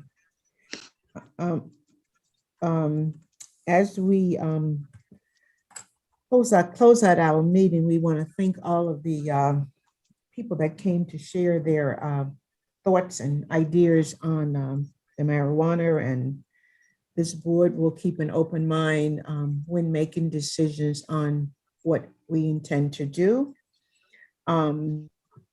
It's something that I think we need to take our time in doing, so that's what this board is looking to do. Also, we've shared a lot here tonight. We've covered a lot. I know you guys have to go to work tomorrow, and it's John Bennett's first day on the job to really work. And Jonathan Delaney's really first day on the job to work. So I hope they get to bed early, but we really do want to congratulate and thank John Bennett and John Delaney, our officer Wojo, if I got his name correct, and our transfer officer that's coming into the town of Dover, and also introductory of our budget this evening. We should feel very proud of the work that this board is doing and what we have done to make all of these things happen. They don't happen overnight, but with a team effort, you can make a lot of difference and make things happen. And we should be very proud to welcome John Bennett. I work very well with him. I keep him in line every day. Oh, yeah. It's like John. So welcome to the Johns, and welcome to all of the people that are helping to make this town to be successful. And we're going to continue to do what is right for the citizens in the town of Dover. If there are no other comments. I have a quick comment, Mayor. It's real quick. I just want to thank the board, the mayor, for that great Easter event last week. I don't think we've had a chance to talk about it, but I don't know if you have the stats, but I know for sure we handed out over 1,000 eggs or 1,000 bags. Yes, thank you for that. Yeah, it was crazy. It was a great event. All righty. I think the adults had more fun than the kids, but that's besides the point. All right. We need a motion for an adjournment, and I think 10:30, if I have the right time. Mayor, 10:24. Mayor, Yes. can I just say one thing? Yes. I'll be brief. There was a couple Easter eggs left over, so they're being utilized as capsules for the primary election draw, which is on Friday at 3 o'clock. We're also it's gonna be at Town Hall, but we're also gonna simulcast it online on YouTube for any candidate to watch. That's for the county committee races on the Democratic side. So just wanted to add that. And thank you. I look forward to coming into work in the office And maybe I can speak for Ray here and watching John Bennett and Carolyn, because sometimes it makes you laugh, and that's a good thing in the office. Thanks, John, really. All right, we need a motion for an adjournment, please. I'll make a motion, Mayor. I'll second it. Okay, we have a motion and a second. All in favor? Aye. Good night. Aye. Everybody. Good night, everybody. Good night. Okay, Good night. good night is Good right. night, everybody. Oh, thank you, Brian. We didn't thank you for coming out to help us. That's okay, Mayor. It was an enjoyable meeting, very productive, and a lot of great things happened. All right, thank you very It's much. good seeing you. Take Okay, care. Hello, Ryan. Ready, bye. Thank you. Bye. Good night, all.